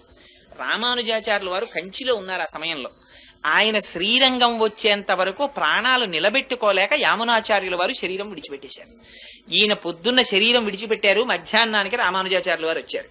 వస్తే అరెరే ఆయన జీవించి ఉండగా దర్శనం చేయలేకపోయారని బెంగబెట్టుకుని బాధపడ్డారు. బాధపడి ఆ భౌతిక కాయాన్ని తిప్పడంలో కుడి చేతి 3 వేళ్లు ఇలా ముడుచుకుపోయి కనపడ్డాయి యామునాచార్యుల వారు. అదేమిటి, ఈయన బతికున్నప్పుడు కూడా ఇలాగే వేళ్లు ముడుచుకుని ఉండేవా అని అడిగారు. అడిగితే ఏమో తెలియదు, అలా ఉండేవి కావు, చేతులు బాగానే ఉండేవి, ఎందుకో చచ్చిపోయిన తర్వాతే ఈ 3 వేళ్లు ముడుచుకున్నాయన్నారు. అప్పుడు రామానుజాచార్యుల వారు ఆలోచించి ఈయనకేవో తీరని కోరికలు 3 ఉండిపోయాయి, అవి నాకు చెప్పాలనుకున్నారు, అందుకే నాకు కబురు చేశారని ఒక్కసారి అంతర్ముఖులై ధ్యానం చేసి 3 ప్రతిజ్ఞలు చేశారు. బ్రహ్మసూత్రాలకి వైష్ణవతత్వంగా నేను భాష్యం రాస్తాను, అది మీకు తీరని కోరికగా ఉండిపోయింది కాబట్టి నేను ఆ కోరిక తీరుస్తానన్నారు. ముడుచుకుపోయిన వేళ్లలో ఒక వేలు పైకి తెరుచుకుంది, అందుకని రామానుజులు శ్రీభాష్యం రాశారు. 2వ కోరిక, ఇంతకు పూర్వం ఆళ్వారులు గోదాదేవి వంటి వారు వ్రాసి పాడినటువంటి పాటలు జనసామాన్యంలో ప్రచారంలో లేవు, వాటిని నేను ప్రయత్నపూర్వకంగా ప్రచారం చేసి ఆ పాటలకి ఆ వ్రతాలకి ఒక స్థాయిని కల్పిస్తానని ప్రతిజ్ఞ చేశారు. 2వ వేలు తెరుచుకుంది. మళ్ళీ మీకులా బెంగ పెట్టుకుని విడిచిపెట్టకుండా ఈ పీఠానికి నేను ఉండగానే సమర్థుడైనటువంటి ఉత్తరాధికారిని నియమిస్తానని ప్రతిజ్ఞ చేశారు. 3వ వేలు తెరుచుకుంది. అందుకని ఆయన ఉండగానే పరాశర భట్టర్లను తీసుకొచ్చి ఉత్తరాధికారిగా నియమించారు. అదిగో రామానుజాచార్యుల వారు చేసినటువంటి ప్రతిజ్ఞని నిలబెట్టుకోవడానికి ఆనాడు గోదాదేవి చేసినటువంటి వ్రతానికి ప్రాచుర్యం కల్పించారు. కల్పించి అది యామునాచార్యుల వారికి ఉండిపోయిన కోరిక, అది శ్రీ మహావిష్ణువు యొక్క సంకల్పం. ఇటువంటి వ్రతం కలియుగంలో అందరికీ అందాలి అని. అందుకని అదిగో అందుచేత ఫలస్థుతి పాశురం దగ్గరికి వచ్చేటప్పటికి అంత చిత్రమైన మాట మాట్లాడారు. భూమండలంలో మణిపూస వంటి శ్రీవిల్లిపుత్తూరులో జన్మించినటువంటి నిత్యము తులసిమాలలు ధరించేటటువంటి భట్టనాథుడు. నిత్యం తులసిమాలలు ధరించేటటువంటి వారు అంటే శ్రీ మహావిష్ణువు యొక్క నాభికమలంలోంచి బ్రహ్మగారు ఆవిర్భవించారు. బ్రహ్మగారు ఆవిర్భవించినటువంటి మొట్టమొదటి తామర పువ్వు శ్రీ మహావిష్ణువు యొక్క నాభిలోంచి వచ్చింది. ఆ తామర పువ్వు యొక్క మూలము అంటే ఆ గింజ శ్రీ నారాయణుడు. అందుకని నారాయణ స్వరూపంగా మెడలో తులసిమాలలు వేసుకుంటారు. అంతటి మహాభక్తుడైనటువంటి విష్ణు చిత్తుల యొక్క కుమార్తెగా వచ్చిన గోదాదేవి అనడంలో ఆ శ్రీవిల్లిపుత్తూరుని, ఆ గోదాదేవిని, ఆ భూదేవిని, ఆ ఆదివరాహమూర్తిని, యామునాచార్యుల్ని, రామానుజుల్ని, వారి కోరికని ఇన్నింటిని జ్ఞాపకం చేస్తున్నారు. అందుకొని వచ్చినటువంటి ఈ తిరుప్పావైని, ఈ 30 పాశురములను కేవలముగా చదివినా అందరికీ ఆ భాష అర్థం కాదు కదండి. అందుకని అర్థం కాకుండా చదివినా, లేదు అర్థముతో ఆ వ్రతమును అనుసంధానము చేసినా, లేక కేవలము పైన ఉండేటటువంటి దాని అర్థాన్ని తెలుసుకోవడానికి ఆ వ్యాఖ్యానాన్ని చదివినా, విన్నా, చెప్పినా, ఆనాడు గోదాదేవి ఎటువంటి ఫలితాన్ని పొందిందో, ఎటువంటి ఫలితాన్ని పొందింది? శ్రీరంగనాథుడిలో ఐక్యాన్ని పొందింది. గోపికలు ఎటువంటి ఫలితాన్ని పొందారో, వాళ్ళు ఎటువంటి ఫలితాన్ని పొందారు? పరమేశ్వరుని నుంచి విడివడవలసినటువంటి అవసరము లేని నిత్య సంశ్లేషాన్ని అనుభవించారు. అటువంటి ఫలితాన్ని అందరూ అనుభవిస్తారు అని ఆ తిరుప్పావై అనేటటువంటి వ్రతానికి ఫలసిద్ధి చెప్పి, ఈ తిరుప్పావై వ్యాఖ్యానాన్ని ఎక్కడెక్కడ ఎవరెవరు వింటున్నారో, ఎవరెవరు చదువుతున్నారో, ఎవరెవరు చేస్తున్నారో, చూసి సంతోషిస్తున్నారో వాళ్ళందరికీ ఇహమునందు ఇది అది అని చెప్పనేలా, విద్యలో ఉన్న వారికి విద్యాభివృద్ధి, వ్యాపారములో ఉన్న వారికి వ్యాపారాభివృద్ధి, రాజ్యం చేసేటటువంటి రాజులకి రాజ్య విస్తీర్ణత, వివాహము కానటువంటి కన్యపిల్లలకి వివాహము, వివాహితలై ఋతుస్నానము చేసి ఉన్నటువంటి స్త్రీలకి గర్భధారణ జరిగి శ్రీకృష్ణ పరమాత్మ వంటి ఉత్తముడైనటువంటి కుమారుడు జన్మించడముతో సహా సమస్తమైనటువంటి కోరికలు ఈడేరతాయి అని ఫలసిద్ధి చెప్పి, ఇంత పరమ పవిత్రమైనటువంటి తిరుప్పావై అనబడేటటువంటి ఆఖ్యానము అని దీనిని పెద్దలు పూర్తి చేసి ఉన్నారు. అటువంటి పరమ పవిత్రమైన తిరుప్పావైని నాకు ఆ సంప్రదాయం తెలియకపోయినా, దాని గురించి 4 ముక్కలు తెలియకపోయినా, ఒక్క ఆళ్వారు గురించి తెలియకపోయినా, ఒక్కనాడు ఆ పాశురం చదవడం చేత కాకపోయినా, నన్నేమిటో ఆ తల్లి అనుగ్రహం తప్ప నాకేముంది, నీవే ఉపాయము నీవే ఉపేయము అని ఆ గోపికలు అన్నట్టు వెనక నుండి ఆ తల్లి ఊపిరై పలికించింది. అన్నీ తెలుసున్న వాళ్ళు మీరైనా మాకు తెలుసని తెలిసిపోతే వాడు బెదిరిపోతాడని తెలియనట్టు కూర్చుని నాతో చెప్పించి నన్ను కృతార్థుణ్ణి చేశారు మీరు. అందుకని ఇంత పరమోత్కృష్టమైన భాగ్యాన్ని నాకు కల్పించినటువంటి ఈ వెంకటాచల దేవస్థానము యొక్క పాలక మండలి వారికి, ప్రత్యేకించి పితృసమానులు, మహాపురుషులు, నిత్యము ఎవరికి నమస్కారం చెయ్యడానికి అర్హులో, ఎందుకంటే సాక్షాత్తుగా విష్ణువు యొక్క కళలు వారిలో ప్రవేశపెట్టి అర్చకత్వం ఇచ్చారు కనుక వారికి చేసిన నమస్కారము శ్రీ మహావిష్ణువుకి చేసినటువంటి నమస్కారమే. అటువంటి మహాపురుషులు, మహాభక్తులు ఆ లక్ష్మణాచార్య స్వామి వారి పాదార విందములకు నమస్కరిస్తూ మీ అందరికీ శుభాశీస్సులు